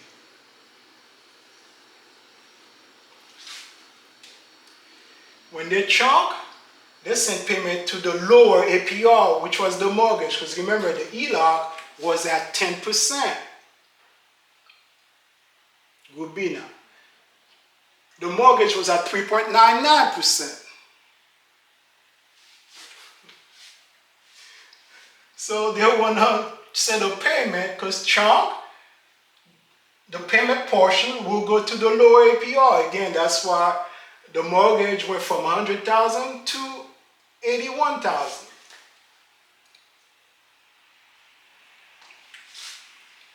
And when they start using the debt tool, as the income start coming in, they're going to dump all that income into the higher APR, which is the HELOC this time. Okay? Over here, the credit card had the higher APR. Over here, the HELOC has the higher APR. So as the income start coming in, let's dump all that income into the HELOC. Since the income includes cash flow, so let's dump into the HELOC for 3 months, 6 months, 9 months, 1 year. So at the later time, when we amass enough cash flow, whatever how long it takes, a few months to a year, then we could execute the next chunk. Okay? let's talk about the logic again.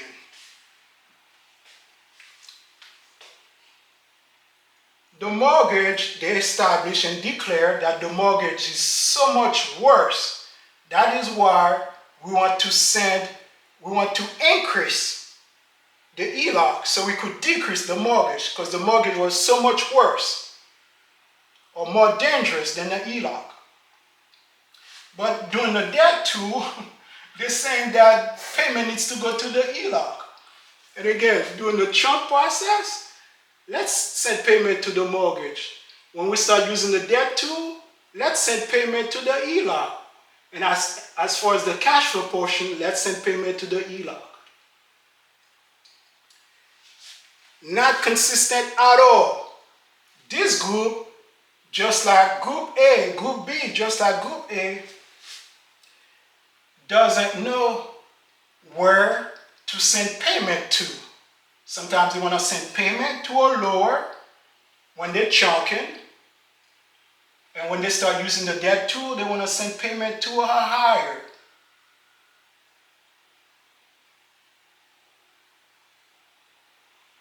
Now, it is true that you could still use the HELOC, okay, for bills that that cannot go on a credit card, okay?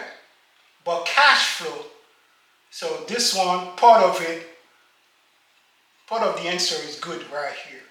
Only part of it should still go to the HELOC. But cash flow should not go to the HELOC. The cash flow portion should go to the mortgage.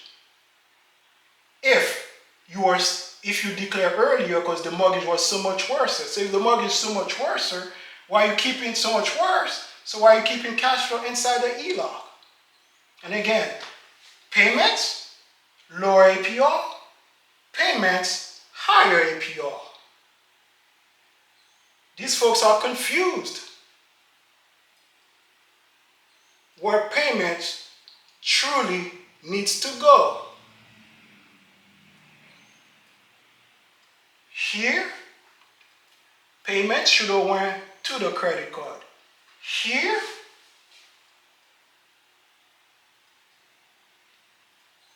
you shouldn't pay the mortgage at all because the mortgage was at 3.99%.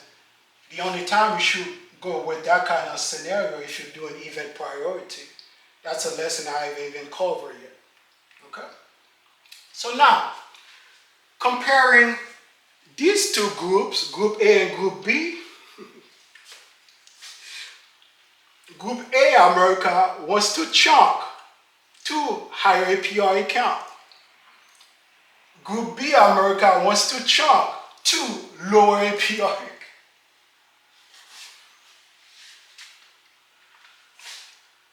So you have one group that wants to chunk to the higher APR account. You have another group that want to chunk to the lower APR account.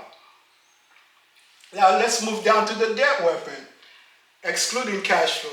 You have a group that want to send all the income to the lower APR account because the HELOC was lower than the credit card.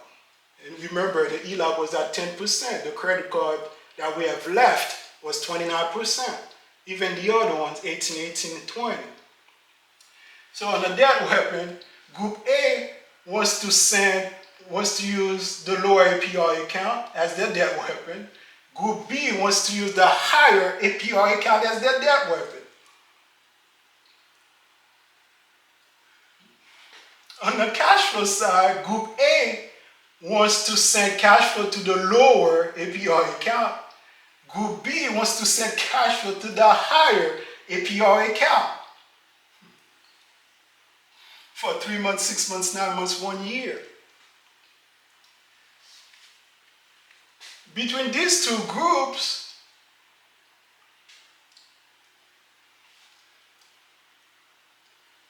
almost as if one of them said to the other, well, whatever you decide to do, I'll do the opposite.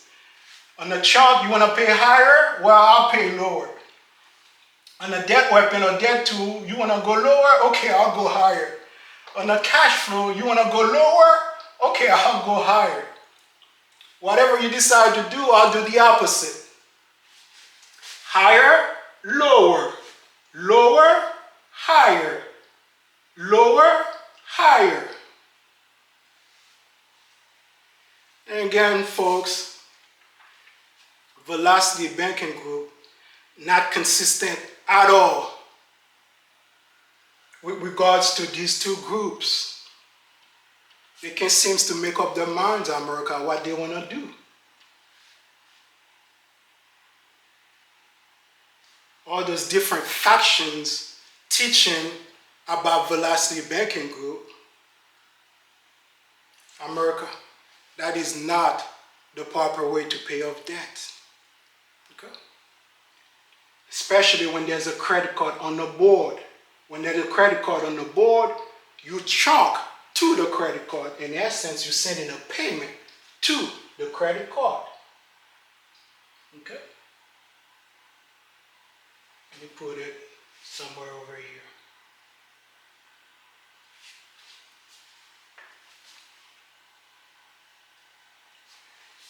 As the debt tool, well, the credit card, just like the HELOC, income could come into the credit card, expenses could go out of the credit card, just like the HELOC.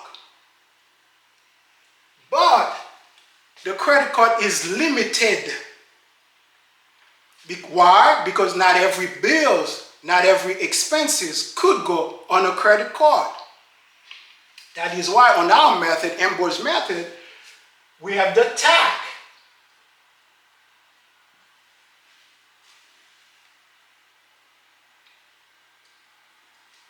When we transfer, we generally like to send payments to the higher APR account. While the higher APR account on this list, first of all, we will not even attack these three. Earlier, I've shown you which account they should attack to where cash flow, would be a lot better. Okay? But let's assume, since we want to compare apples to apples, let's assume we're at the same starting point as them, okay? Which was this one, okay? Would transfer on the next chunk, will transfer to the higher APR, which would have been capital one, okay? Now, when we start using the debt weapon or the debt tool, and again, credit card could do the same thing as the HELOC. Credit card, income could come in, expenses could go out. Just like on the HELOC, income could go in, expense to go out. But the credit card is limited. In this particular example, we say only $3,000 America could go on a credit card when the expense is a lot higher. The expense were $5,239. But only $3,000 of that $5,000 could go on a credit card. Okay? So that is why on our method, for alternative account, we use two. Well, in this particular example, we will be using two. Okay? We'll be using, you know what? Let me put that a little bigger on the board.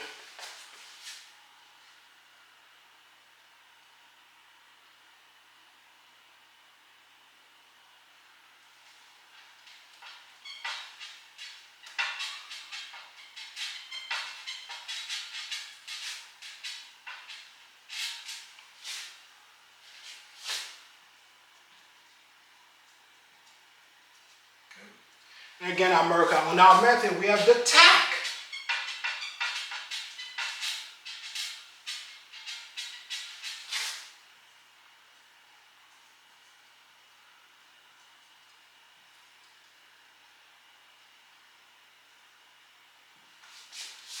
Okay. T for transfer, A for alternative account, and C for cash flow. Okay?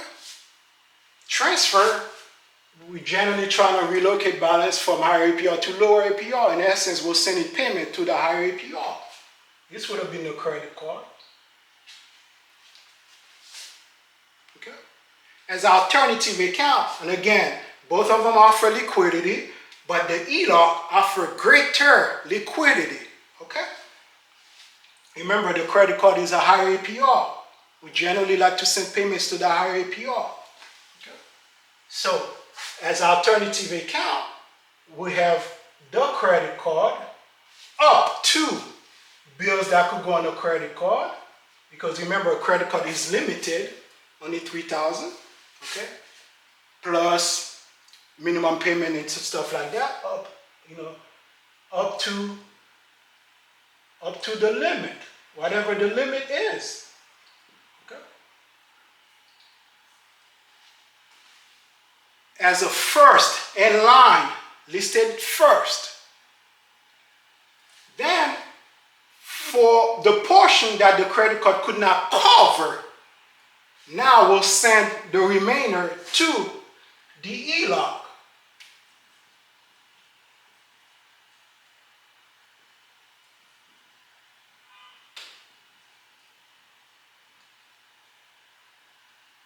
Remainder. Okay? And for cash flow, on our method, cash flow will go to the higher APR account. So if we had this starting point, okay, and again, this will not be the way we'll go about it, but since we're trying to compare apples to apples, so let's be right here. So cash flow will go to the credit card. All these, America, are payment or eligible qualified payment.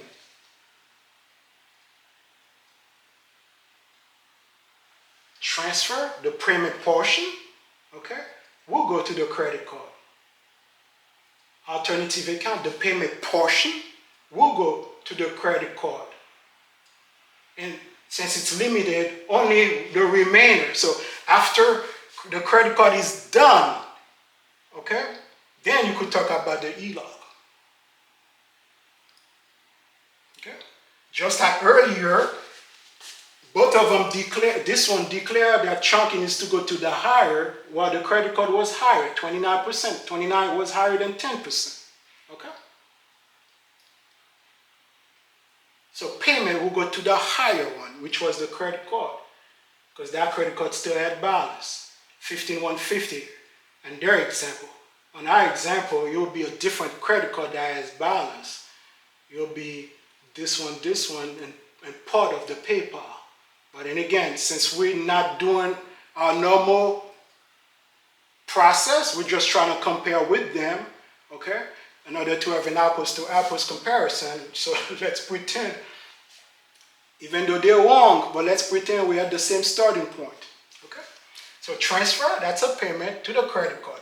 Alternative account, when income comes in, that's another form of payment to the credit card. And cash flow again will decrease the balance. That's another form of payment to the credit card. Okay? There is no confusions on our method at all. We know which account to attack generally. Okay? That is why we generally attack the higher APR account. Okay?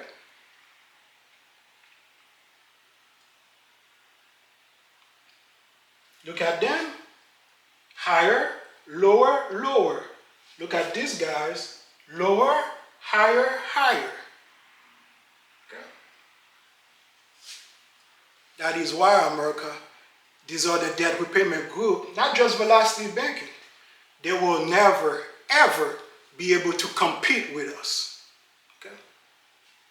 I'll take these guys on any day of the week. Okay?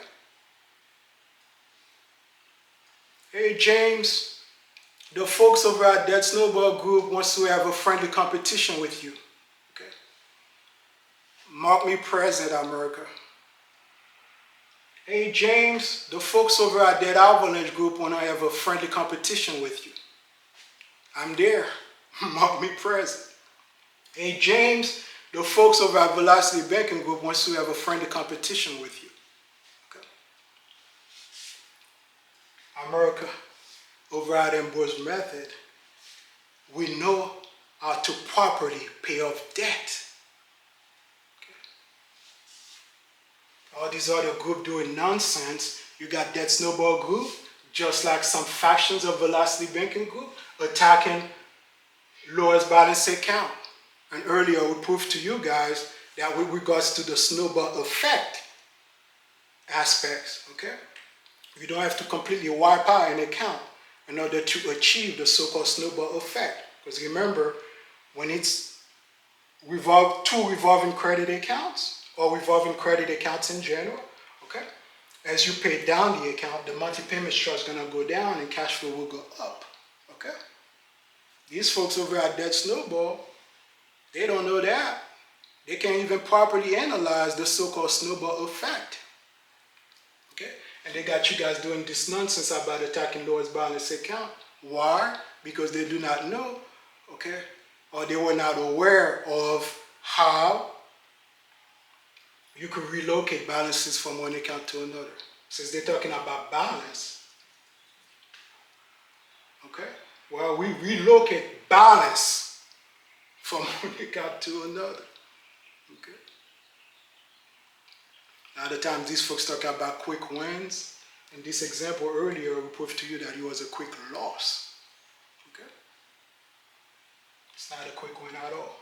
And from past lessons, I talked about how that we don't give out any kind of participatory trophy when you're losing. And that avalanche, at least that avalanche got the basis right for attacking higher APR, but these folks, they do not go far enough in eliminating debt quickly. All they want to do is sending cash flow to accounts. That's not how you pay off debt, sending cash flow to accounts. No. Okay. All right, America, we are consistent in this particular example. Look at all the payments. Remember, transfer, that's a form of payment. Alternative account, okay? At least part of it, that's another form of payment. Cash flow, that's a form of payment. Look at us, credit card, credit card, credit card, okay? The only reason we involved another account was because the credit card was limited. Only certain bills, only certain expenses could go on a credit card. So now the credit card is used up to its limit, so now we're forced to get another account. So we could have movements of income and movement of expenses in the HELOC, which in essence will reduce your effective rate on the HELOC and will also reduce the interest charge for the cycle. Thank you, Jesus. Thank you, Lord. America, I'll give you about 5-10 seconds to take a look at what's on the board, and then we're going to continue with the exercise.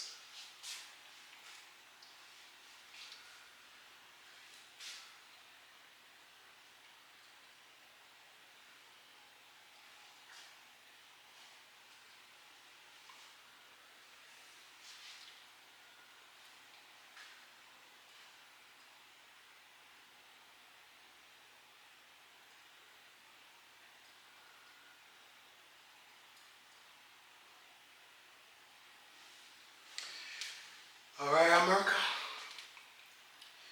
Now,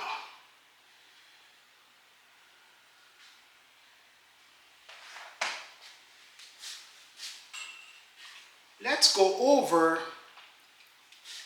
how interest rate is calculated on this account. Because earlier, James, you mentioned that different banks, different lenders could use different formula on how they arrive at the monthly interest cost for the cycle. Okay. And again, folks, remember our government allowed these big banks, these big creditors to do whatever they want. So you could have one of them using one type of method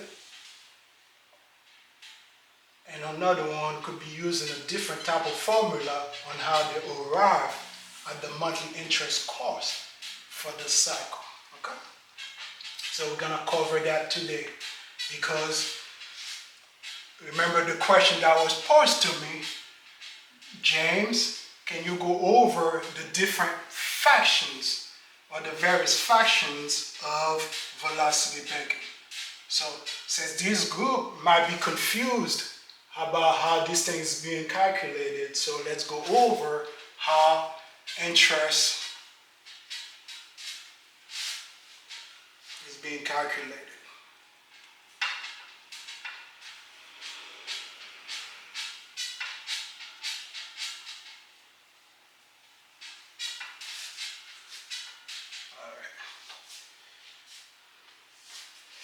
America, we generally have two main accounts, really. We have revolving credit accounts and installment credit accounts. But we also have some hybrid type products out there where part of it could be installment and the other part could be revolving. Okay? But generally there are two main credit accounts, revolving credit accounts and installment credit account.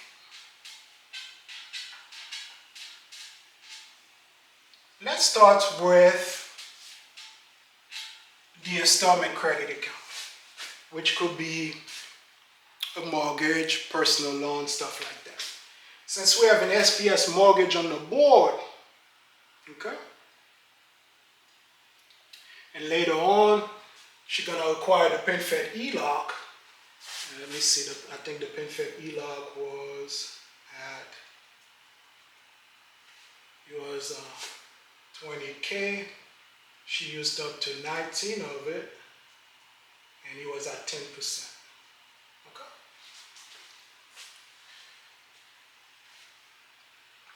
And again, SPS is a mortgage. Let's start with SPS.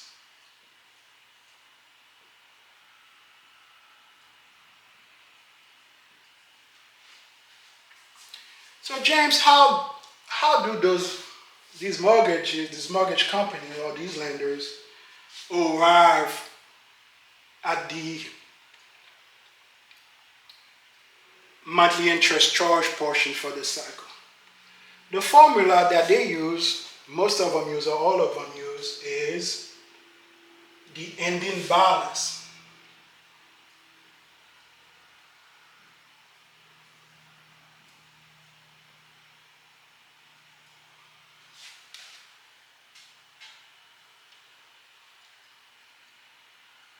Times the interest rate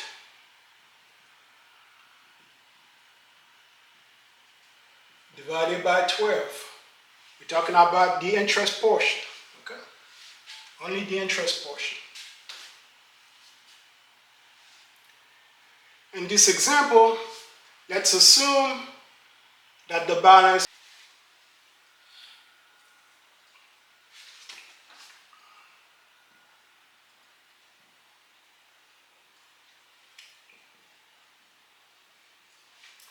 all right, 100,000, okay, which is where we are here, times 3.99% divided by 12. Remember, the principal portion doesn't change, so the principal portion still stays 7, 15, 26, okay, on a personal loan until you completely wipe out that personal loan. I mean, in this case, the mortgage. So 100,000 times 3.99% divided by 12. The interest portion would be 332.50. Okay, which means now that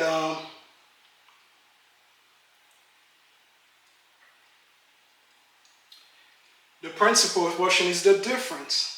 7, 15, 26 minus 332.50. So we are at 382.76. Okay? So it's this ending balance. We're assuming the ending balance is 100 grand. Let's just try to figure out the interest portion. Okay? 399. 100 grand times 3.99% divided by 12. Okay? All right? 332.50. Okay? All right. That's how the interest rate is being calculated on a mortgage. Okay? Remember, initially the mortgage was 150. Okay? Okay. So because the principal and interest, does not change, so it's 150 at 3.99%. Okay? That's how we arrive at that 315.26. And again, let's just run it from another calculator. 150 at 3.99%, 715.26. Okay? Now, because there's a lot of confusion with this interest thing, the result would be true even if it was a 15-year mortgage, a 20-year mortgage, or a 30-year mortgage. Okay? How the interest portion is calculated, okay, is the same whether it's 15 years, 20 years, or 30 years. Okay? The interest portion. Okay? Now, on a 15-year loan, let's do the 15-year first. So this one was 30. Okay?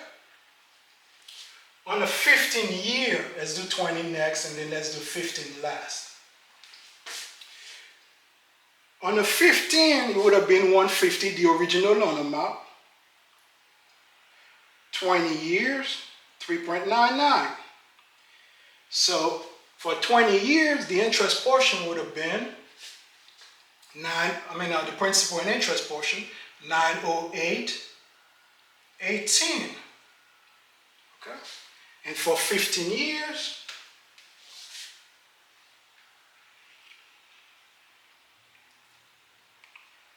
the principal and interest portion would have been 10, 1108.78.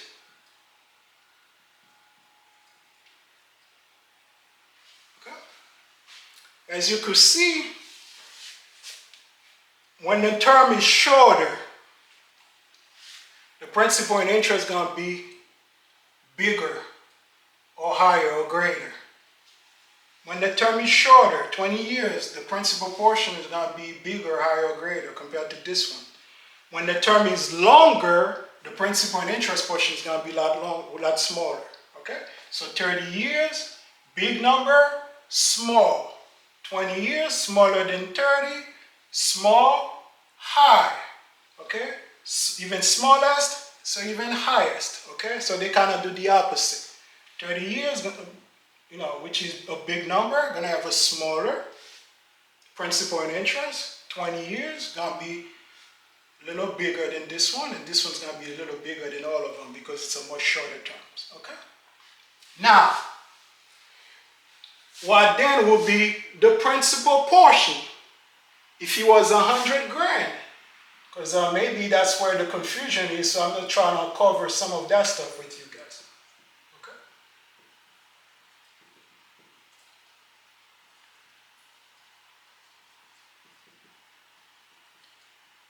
Okay? Regardless, America, what the terms are, whether it's 15 years, 20 years, or 30 years, the interest portion in America will stay the same. So 332.50, 332.50. Okay? Now, remember,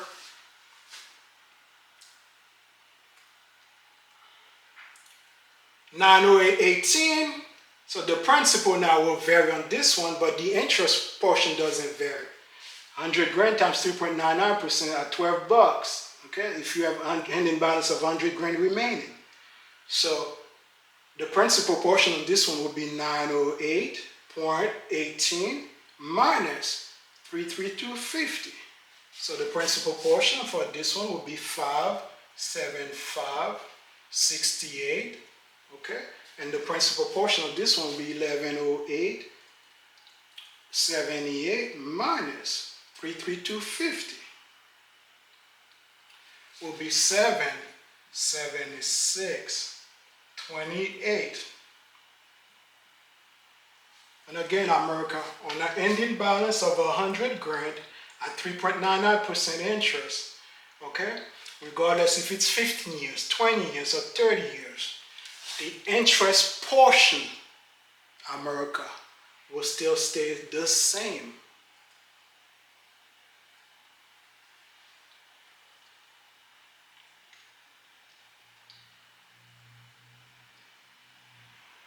Okay? So now I got that one out the way on the SPS mortgage. Okay? So now let's do the one for the HELOC.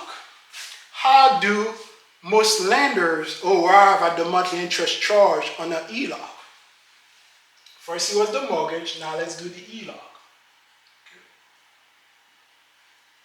Because I noticed that these folks online teaching about Velocity Banking Group, some of them, for whatever reason, they are saying the wrong thing, okay?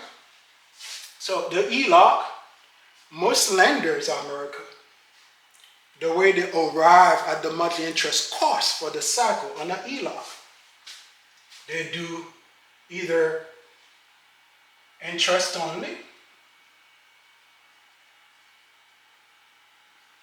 or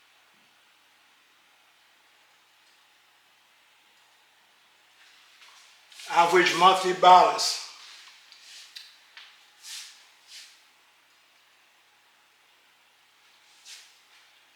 So,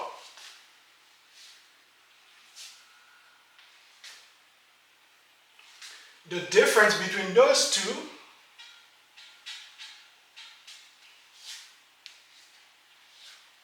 let me put the formula instead because this one is too wordy.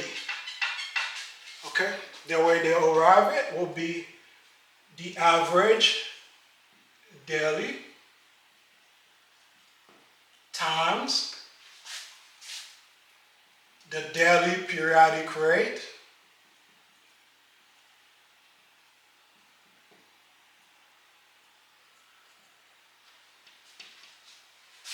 times the number of days in a cycle.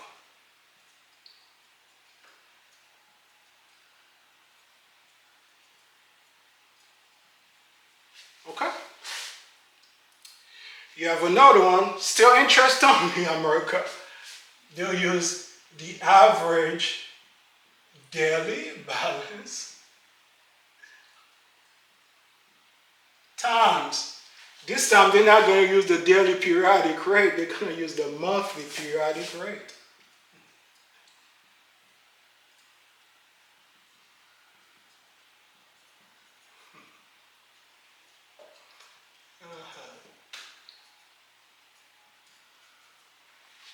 Okay? Because the daily times the number of days in a cycle is the same as the monthly periodic rate. Okay? In theory. Okay? But the reason why one interest only one might be slightly different than the other one, because remember, because this one using the number of days in a cycle, you know, some cycle might have 28 days, 29 days, 30 days, and 31 days. I've seen, even on the personal side, some of them that have 32 days, but generally it's 28 all the way to 31. The monthly periodic rate, okay, obviously this one will be different because not every month has the same number of days. So that's why the monthly periodic rate, the interest only on one might be slightly different than the interest, the monthly interest charge for the cycle on one might be slightly different the monthly interest charge on a cycle for another lender, okay? This one using a flat monthly periodic rate, okay? This one could be 28 days, 29 days, 30, 31 times the daily periodic rate, okay? So that's the difference. For example, to break it down even further, okay? The daily periodic rate, say for example, on the HELOC, earlier we had this HELOC, 20K, 19,000 is owed 10%. The daily periodic rate will be 10%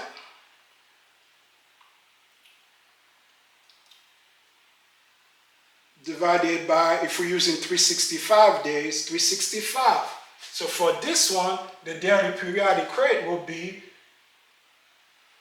0.0002739.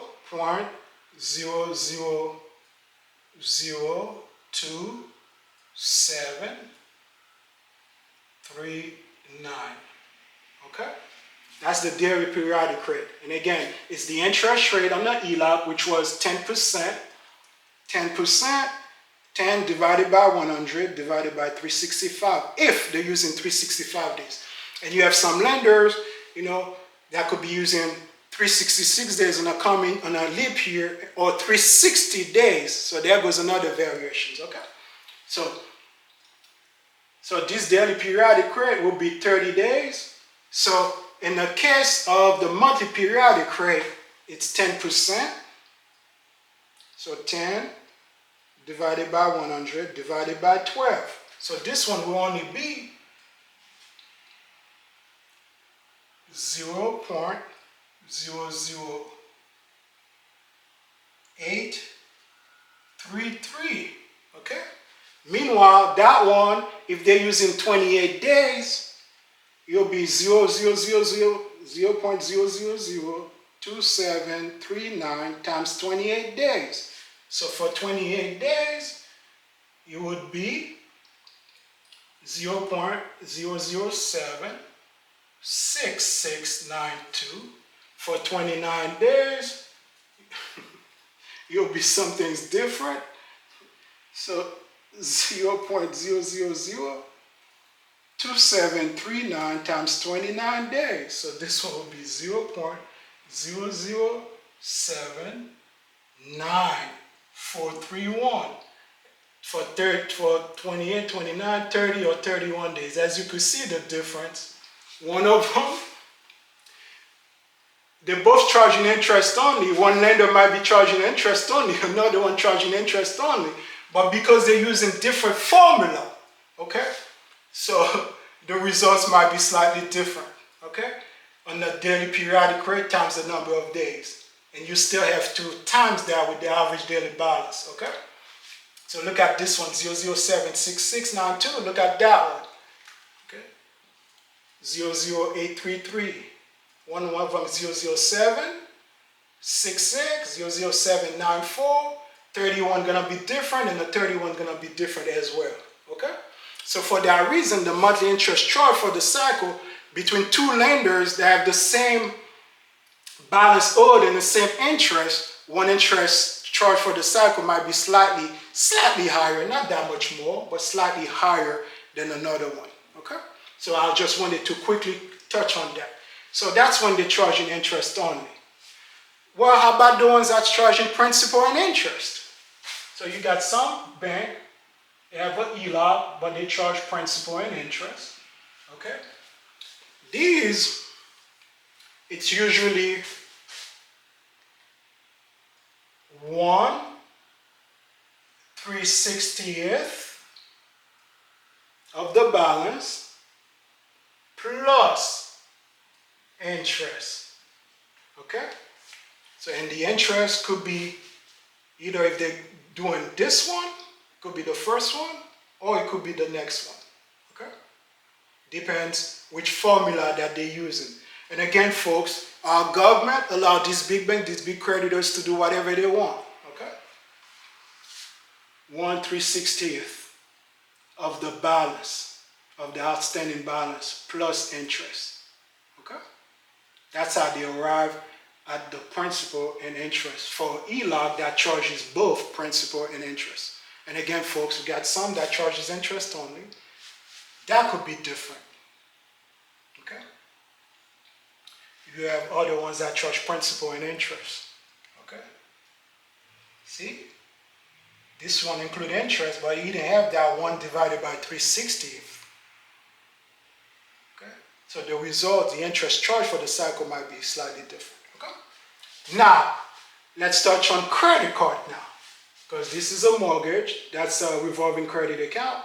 So now we have, that's installment credit account. We have revolving credit account. We're gonna do another revolving credit account, which is a credit card.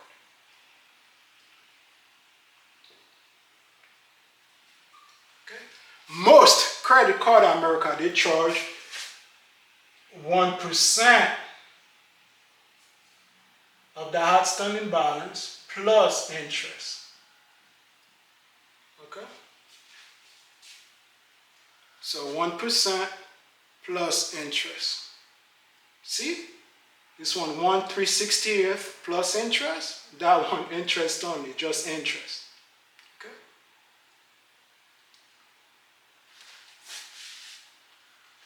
Now for a credit card,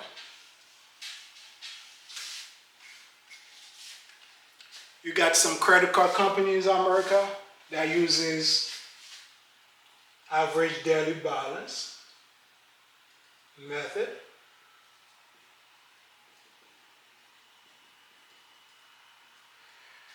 You have some credit cards in America that uses a previous balance method.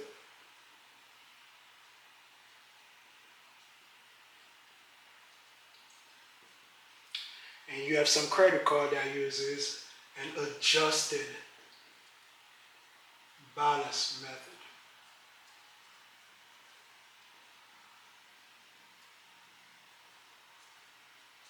Okay? These three are what they use most. I mean what they use, but most credit card companies, they use this one, the average daily balance method. Now, this average daily balance method in America has multiple variations. One of them could use an average daily balance method, including new transactions.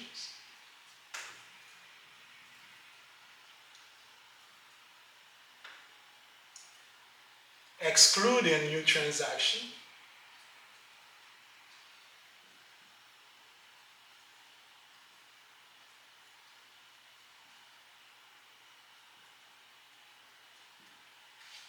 With compounding.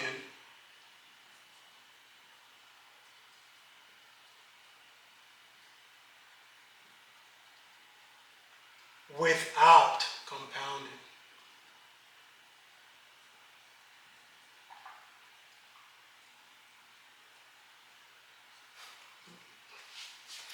As you can see, America, on the average daily balance, which is the most common one, there are 4 different variations, okay? But most lenders, they use new transactions, so they pick that one with compounding. So they have a combination of those two, okay? So most lenders, they'll use an average daily balance, including new transactions with compounding, okay? So they'll grab these two.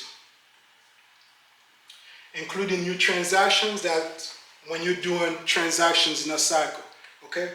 You charging a card because you go to a store or something, well, that's transaction, that's new transaction.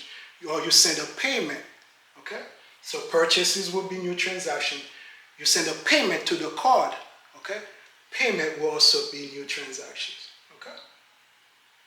So your transaction, that's purchases and payment.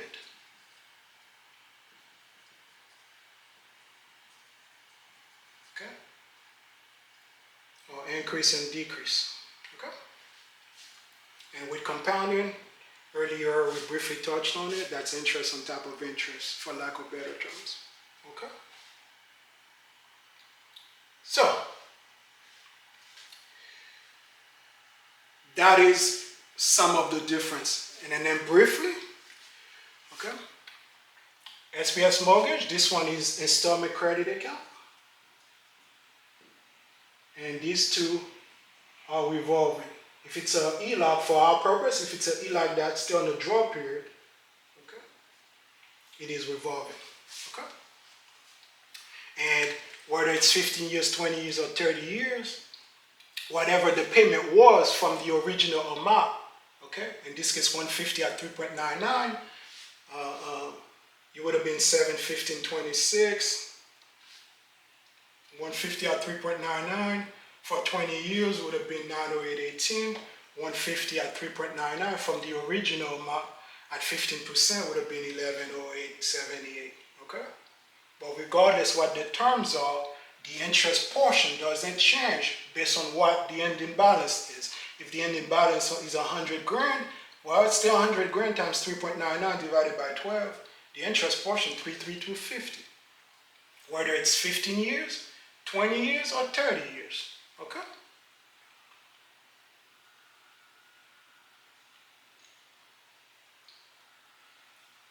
And on the credit card, it's the interest portion.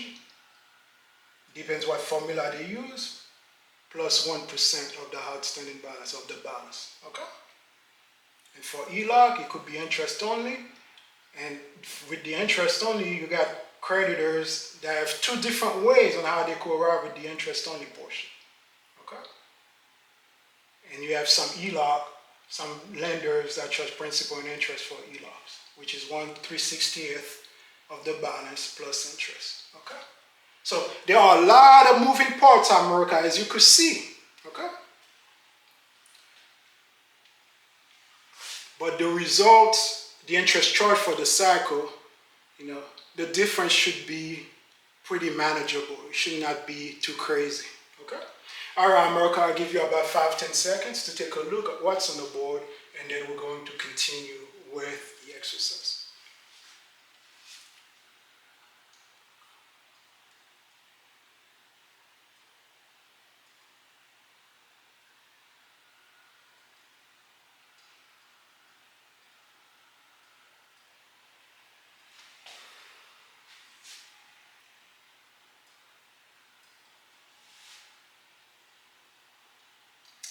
All right, America. Now, going back to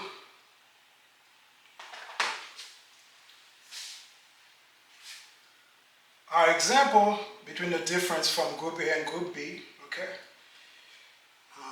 Since it seems that these two groups, okay, they have different results. One of them want to chunk to the higher, the other one want to chunk to the lower.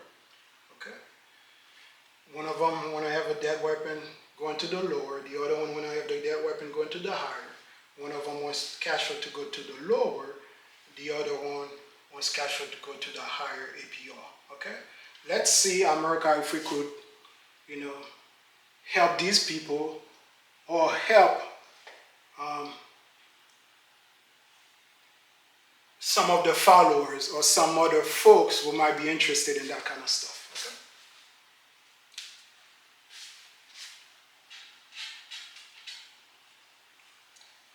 We're gonna leave this mortgage alone for now, and let's see, let's leave this one.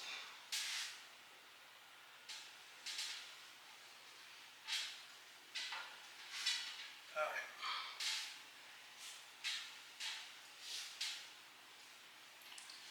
right. Online I come across a YouTuber teaching about velocity banking, and this person is talking about how the way that the interest rate is calculated on a mortgage, and the way the interest rate is calculated on an HELOC. Well, this person was talking about a credit card. It is two separate units of measure. Okay?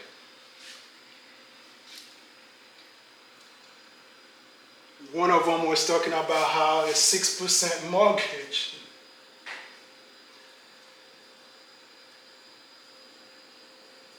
is better than a 21% credit card.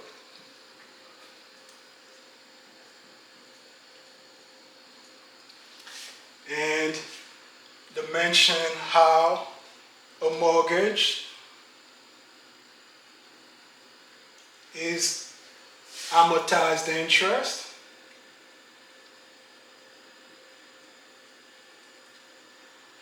and our credit card is simple interest. Okay.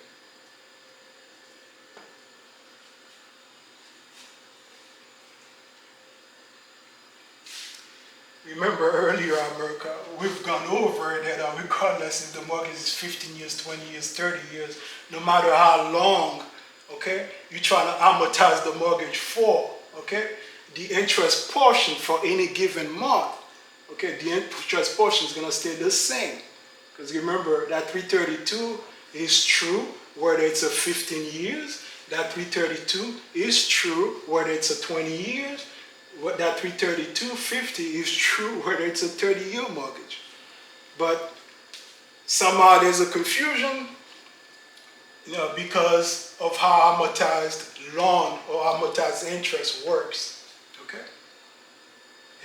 Sometimes they get the terminology wrong, but for this scenario, we're going to assume whatever they're talking about is right. They say amortized loan, amortized interest, simple loan, simple interest, or compound interest. We're going to accept whatever they're saying, okay? And let me try to put some numbers on the board. This one was 100 grand. Balance left and in balance at 3.99% divided by 12. Okay? Let's assume that it was a credit card. Okay?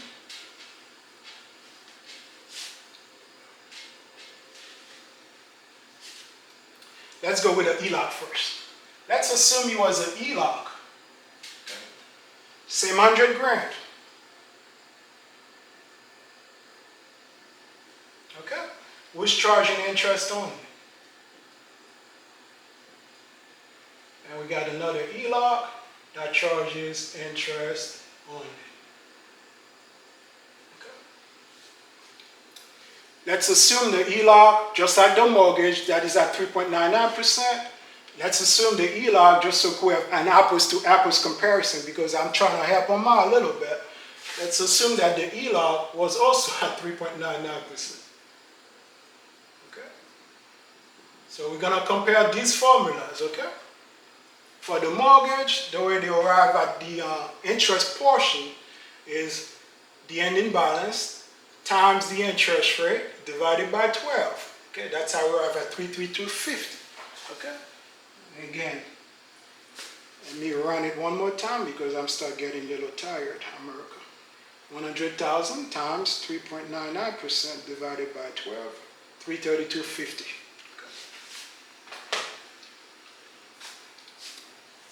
So, for HELOC that charges interest only, okay, it will be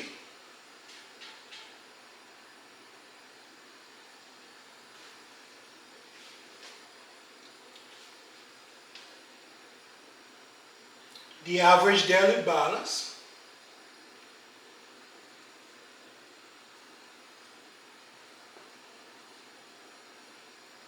times the daily periodic rate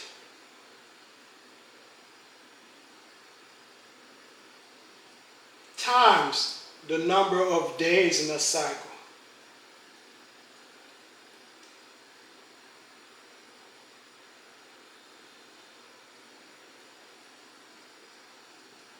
Okay?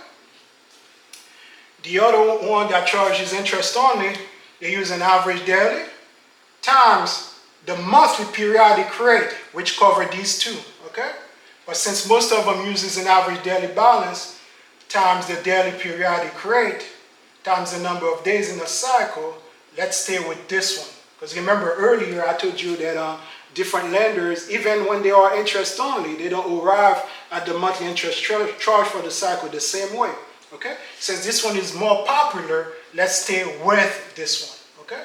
Which is the average daily balance times the daily periodic rate times the number of days in a cycle. Okay? So, on 100,000, okay, and they use an average daily balance including new transactions,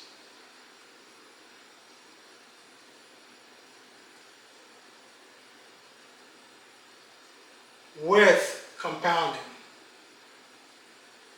Okay? Let's assume this 100,000 was at the top of the month, at the top of the period, I should say. Okay? So after that, there wasn't any new transactions. Okay? So average daily balance, including new transactions, but in this case we didn't have any. After, after we had the 100 grand with compounding, okay? So, and for number of days in a cycle, let's say the cycle had 30 days, okay? 000109.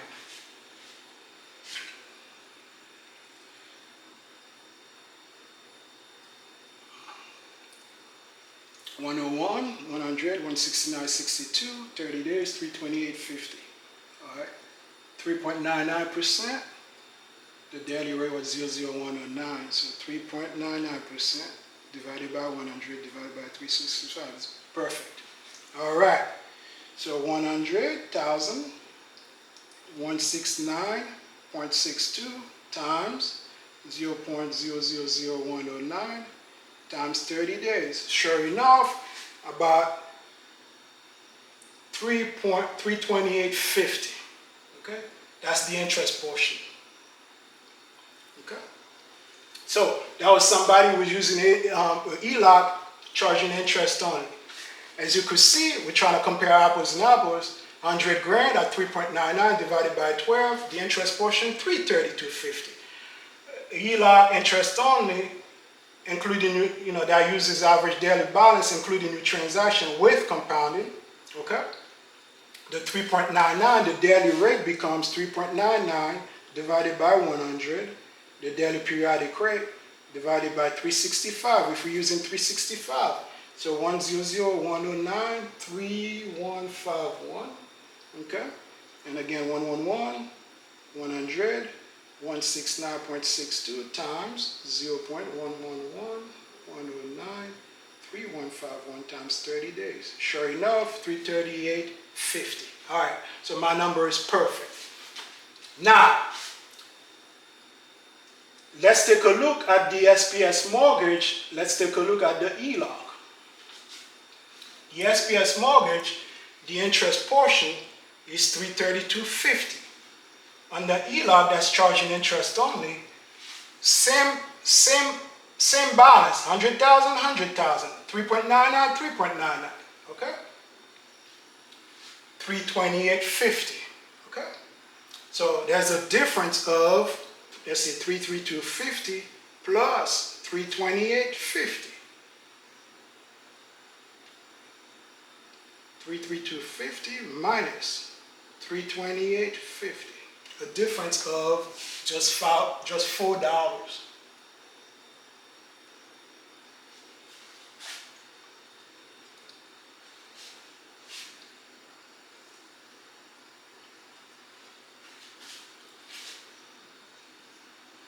Okay, so that was a mortgage and a HELOC. So now let's do a credit card now. Most credit card charges 1% plus interest. Okay.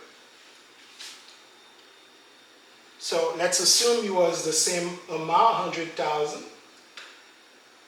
and the credit card, just because we're comparing apples to apples, we're going to leave the credit card at 3.99, even though, well, during the promotion period, you might get, that kind of interest rate.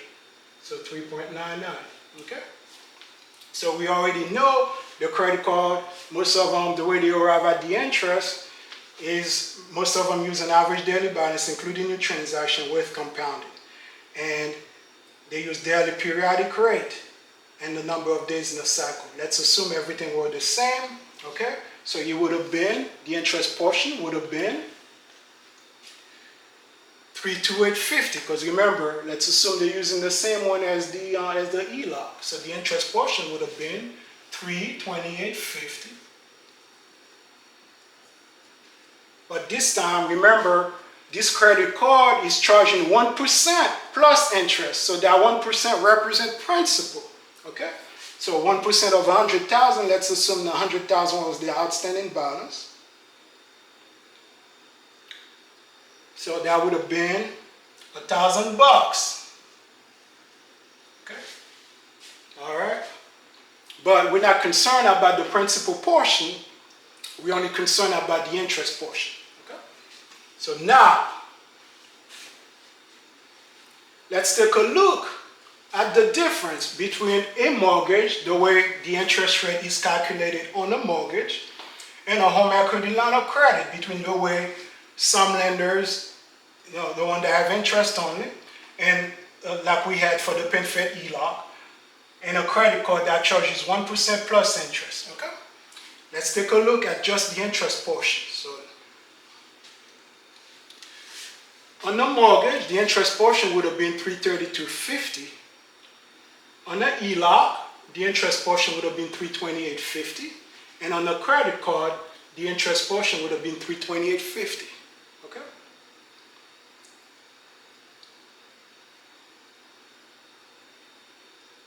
Since the HELOC charges interest only, and the way they arrive at the interest only portion is the same as the interest portion for the credit card, that's why they were the same. But remember, a credit card, in addition to interest, they charge in 1%. Okay? Now you have some other some other HELOC that charges 1 principal and interest. And it is 1/360th plus interest. Okay? So in a scenario like this, we already know the interest portion is going to be $328.50.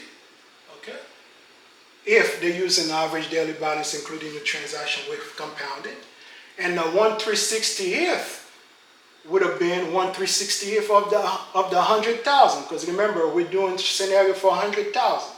So 100,000 divided by 360. So the principal portion would have been, for HELOC now, the principal portion would have been $277.78. Okay? All right? But again, we're not concerned about the principal portion. We're only concerned about the interest portion. Okay? All right. So to recap, we're doing a mortgage. Mortgage charges principal and interest, but we're only concerned about the interest portion, so $332.50. We have some HELOC that charges interest only, but the way they arrive at the monthly interest charge for the cycle, they use average daily balance, including new transaction with compounding, the daily periodic rate times the daily periodic rate times the number of days in the cycle. Okay? Which could be 28, 29, 30, 31. And some lenders even use 32, which is kind of rare. Okay? So the interest only, $328.50 for that one. The one that charges 1/360th plus interest, so it's the interest portion, plus 1/360th of the balance. Let's assume the outstanding balance was 100 grand, so 100 divided by 360, so we have 277.78. Okay?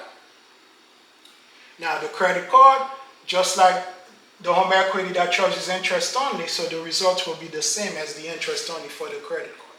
Okay? So between those three, since the average daily balance, including new transaction with compounding, is the most common one, so all of these will have the same results. Okay? Since that one is the most common one. And again, they could still choose to go with a different one, different formula. Okay? So now we have these three that are about the same, and we have the mortgage where the interest is slightly larger on 100 grand, and the difference is only $4. Okay? Now,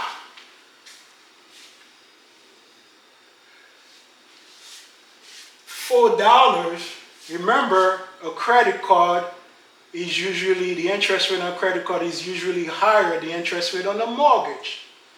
Earlier, for Group B that's using a mortgage to pay off debt, that likes to attack the mortgage first, and they're using an HELOC, okay, to accomplish that goal. Okay? The HELOC was at 10%.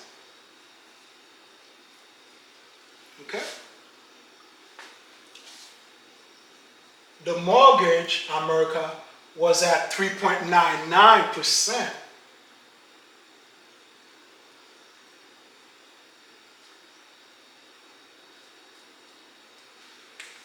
You cannot exchange the interest on an HELOC for the interest on the mortgage, because even though the way they arrive at the monthly interest charge for the cycle,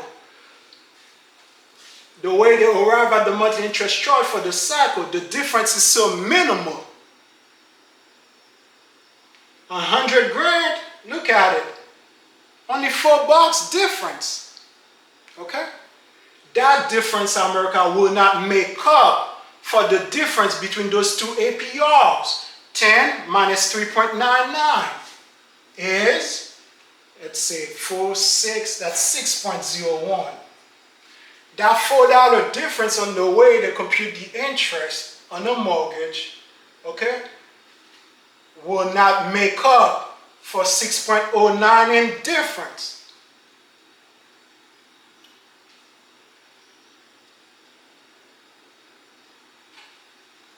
Now, the next argument, the folks over at Velocity Banking Group, the next argument will be, well, James, we're going to have movement of income and movement of expenses in the HELOC.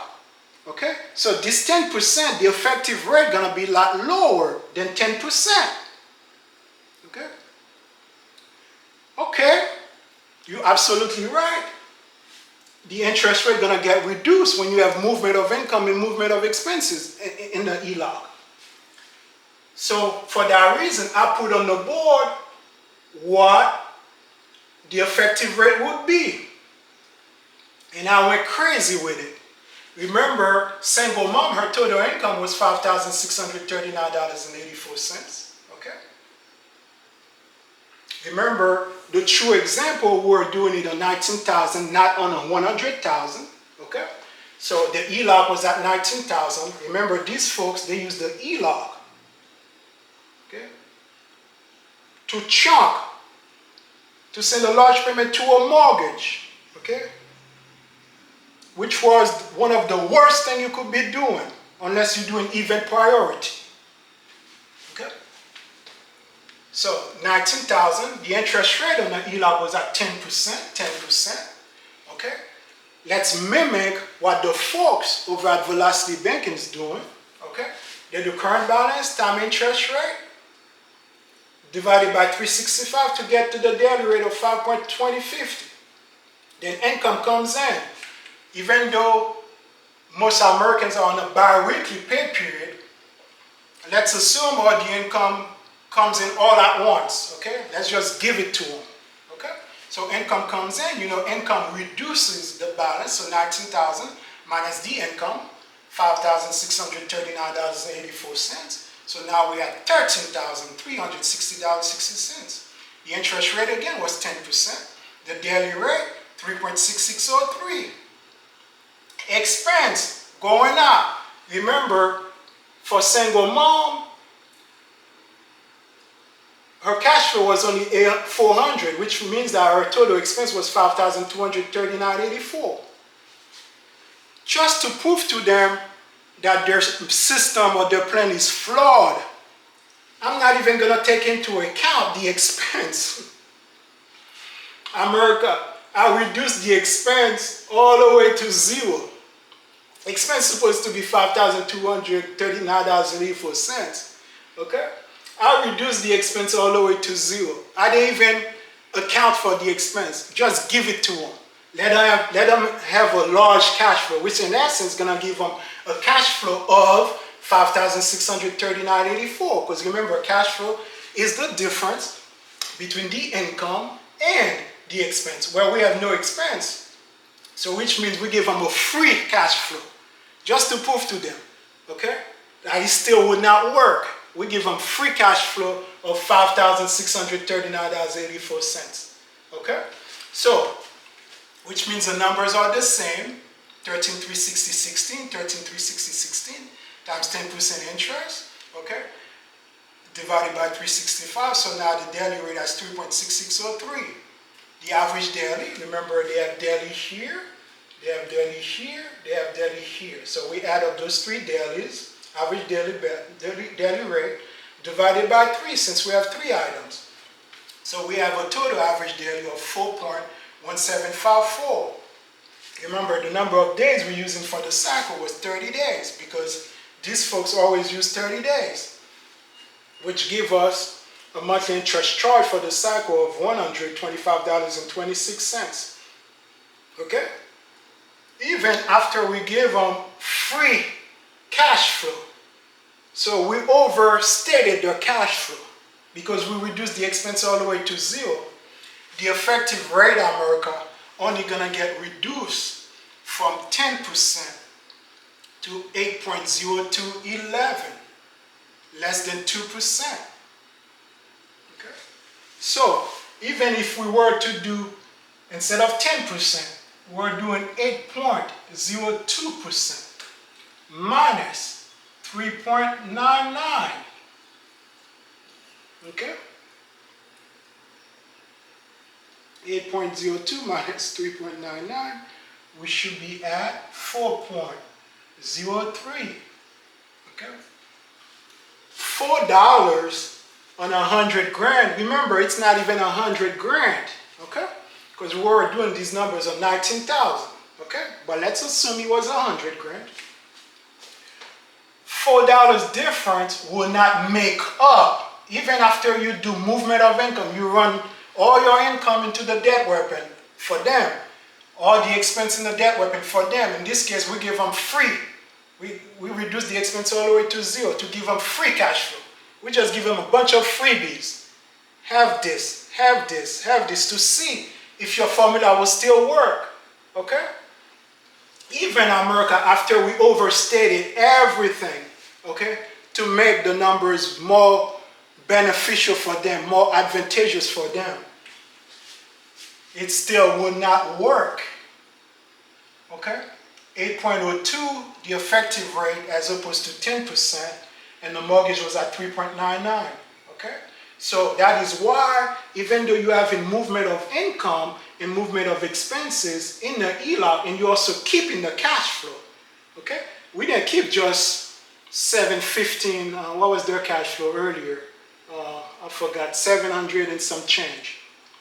Okay? We don't just give them 700 and some change in cash flow, we give them 5,000 in cash flow. Okay? And again, just to prove to them, the numbers will not work. Okay?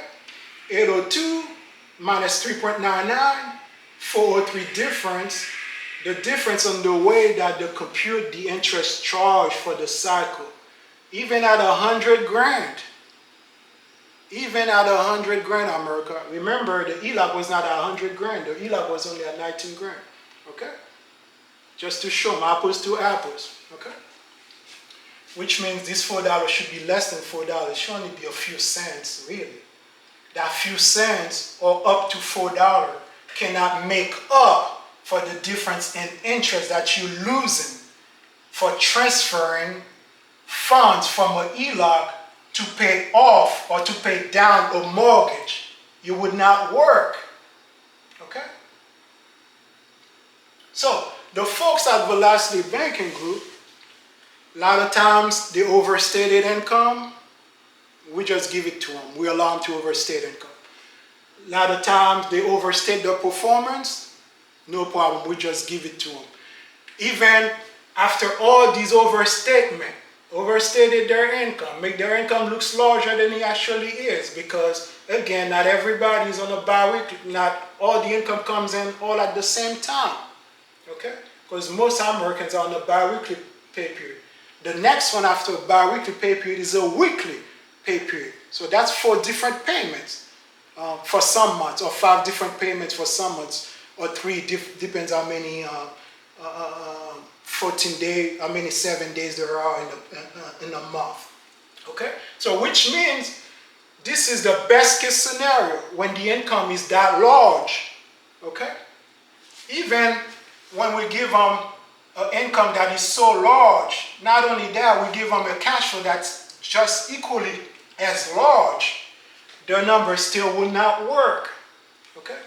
So in this case, it doesn't make no sense for group B, which is the group that likes to attack the mortgage, to go ahead and chunk the mortgage or send a large payment to the mortgage. Okay? And we didn't even go crazy with it. We only went, one was 3.99, which was the mortgage, and the other one was, the HELOC was 10%. Okay? And these folks, they're talking about, I've seen a video talking about 6% mortgage is better than a 21% credit card. Let's say 6 minus 21, that's 15. Okay. 10 minus 3.9, 403. 403 would not even work, let alone 15% difference. 403 would not even work. I've seen another one using an example where 3% mortgage, let me put it over here, a 3% mortgage and a 7% HELOC.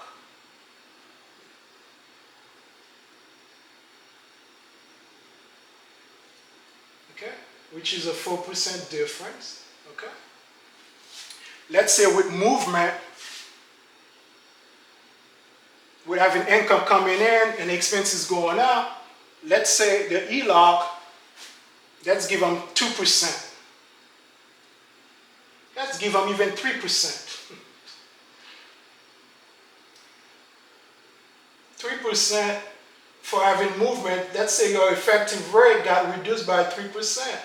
So which means, your interest rate got reduced by 3%, which means you have an effective rate of 4%.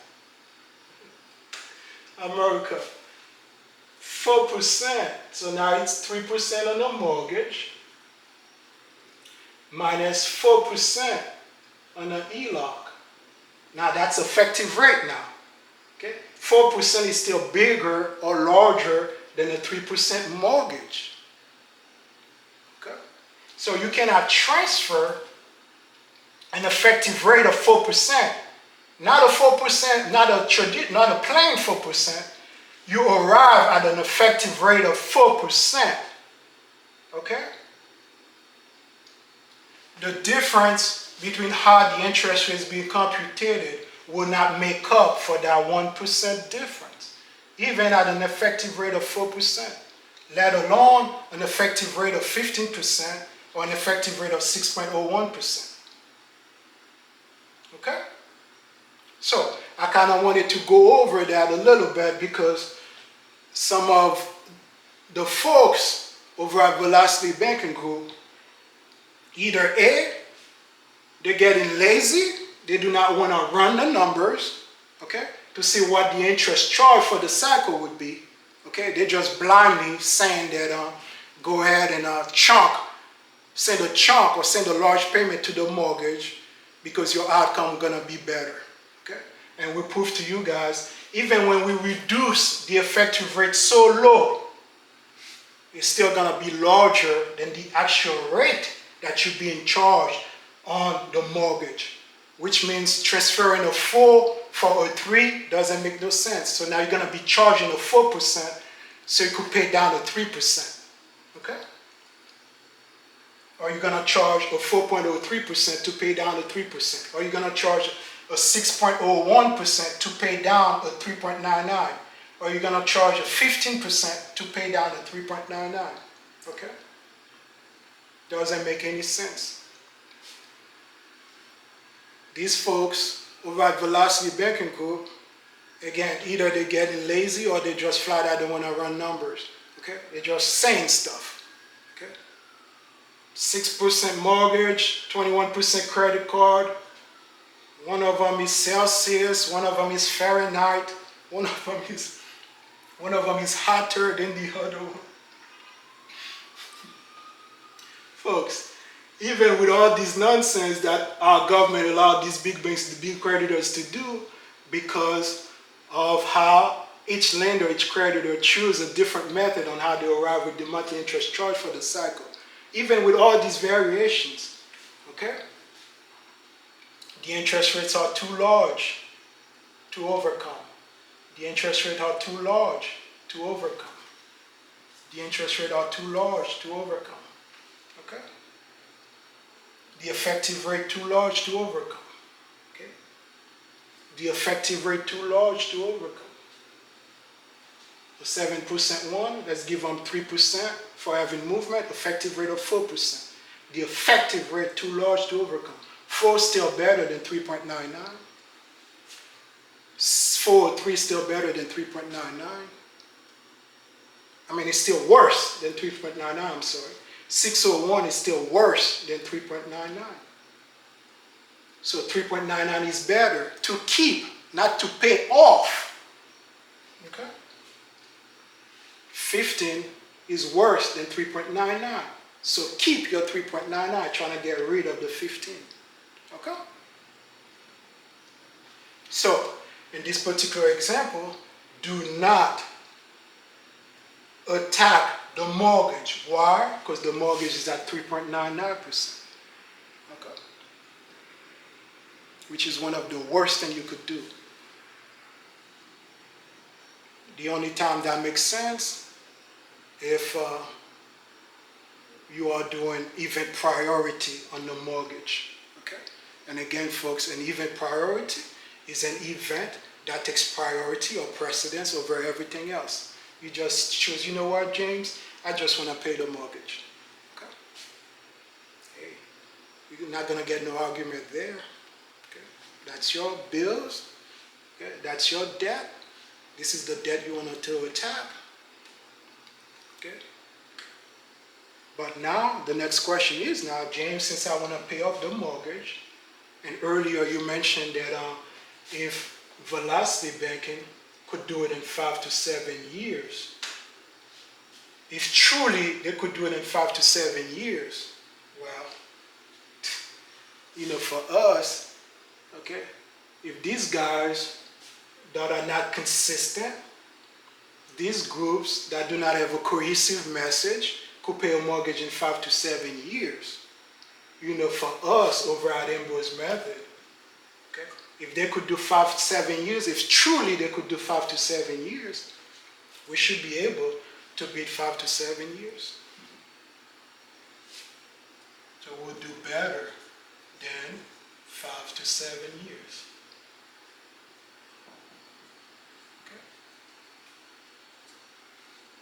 On a lesson, on a future lesson, on a lesson that I'm going to cover in the future, titled Event Priority. Okay? And again, folks, it's going to take a little while for me to cover that lesson because I want you guys to get the foundation first with Ambroise Method before I start introducing more advanced type item like event priority or 3 alternative accounts simultaneously, like I mentioned from the past lessons. Okay. So these lessons might take a little while before I introduce them to you. Like I aforementioned, I want you guys to get the foundation first with Ambroise Method. Okay. All right, America. I'll give you about 5-10 seconds to take a look at what's on the board, and then we're going to continue with the exercise.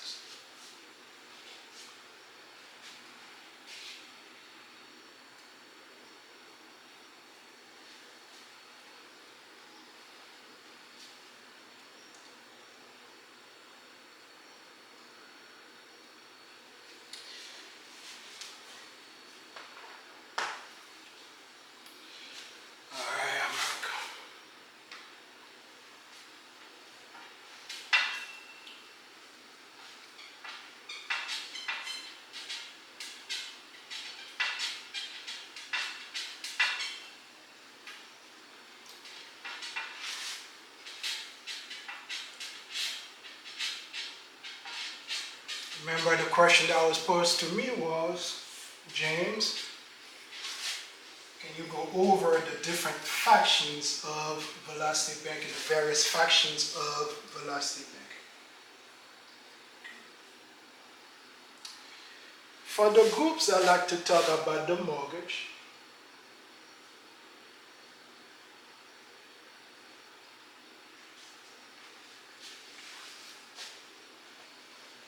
these folks, on our example earlier, the PenFed HELOC could have been for 120 as a first lien position.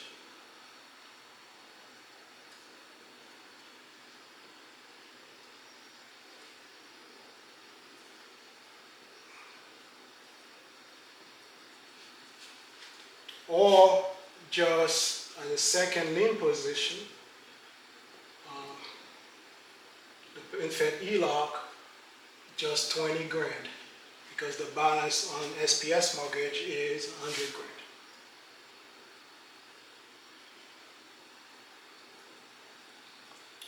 Okay. This group, I watch one of them teaching about velocity banking, and this guy saying that as a first lien position, it would not work. Why it would not work? Because the number is too large. 120K, don't put the whole 20K and pay off this 100,000. In essence, you're just gonna have 120K. SPS will be gone.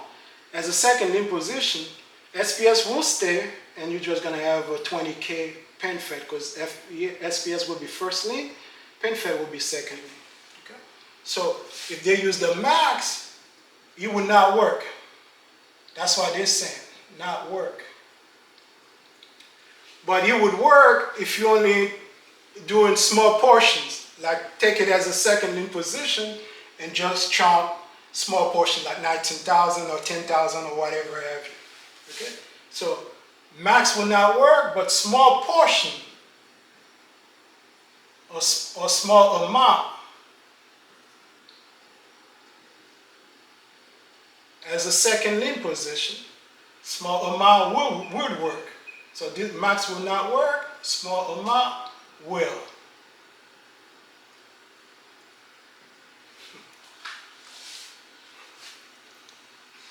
America. This is why when you try to, well, I guess a lot of times you have no choice but to go on YouTube and try to learn stuff. The HELOC America is still at 3 point, what was it? 10%. Whether it's at 120K, it's still at 20%. Whether it's at 20K, it's still 10% HELOC. Okay? Whether you're here, 10%. Whether you're there, 10%.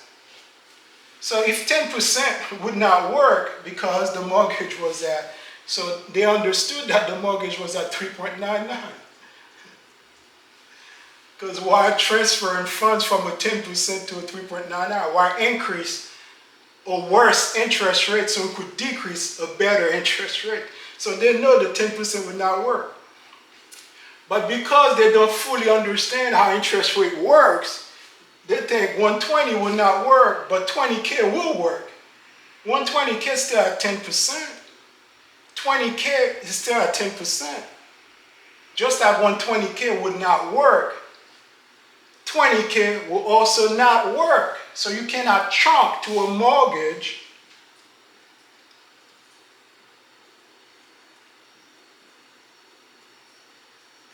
whether it's 120K or whether it's 20K. I'm talking about the HELOC. Okay? Because 10% doesn't change. It's still 10% no matter where. No matter if it's on a maxed out 120K or if it's on a second lien position 20K. Okay? So these guys, most of them, and again, even though velocity banking is still an inferior debt repayment method, but most of them have no clue what they're talking about. Because remember, if you partition in a balance, if you partition in a balance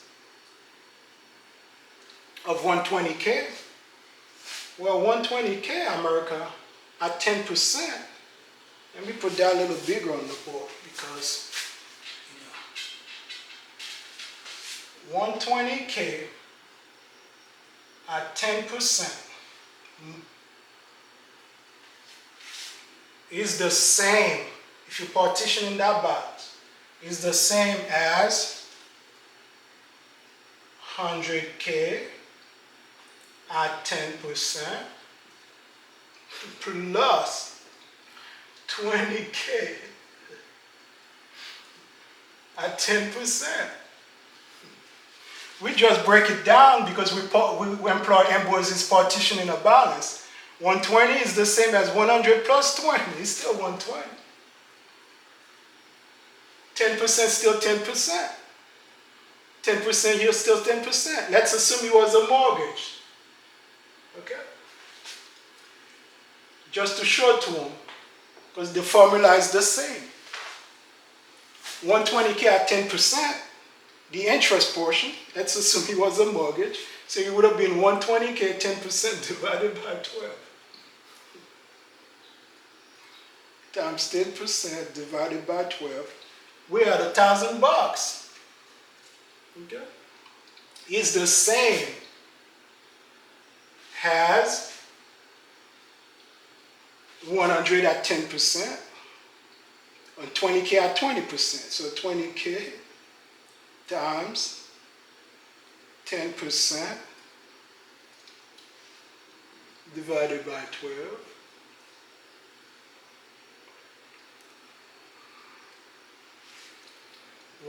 16667 and 100K times 10% divided by 12 is 833.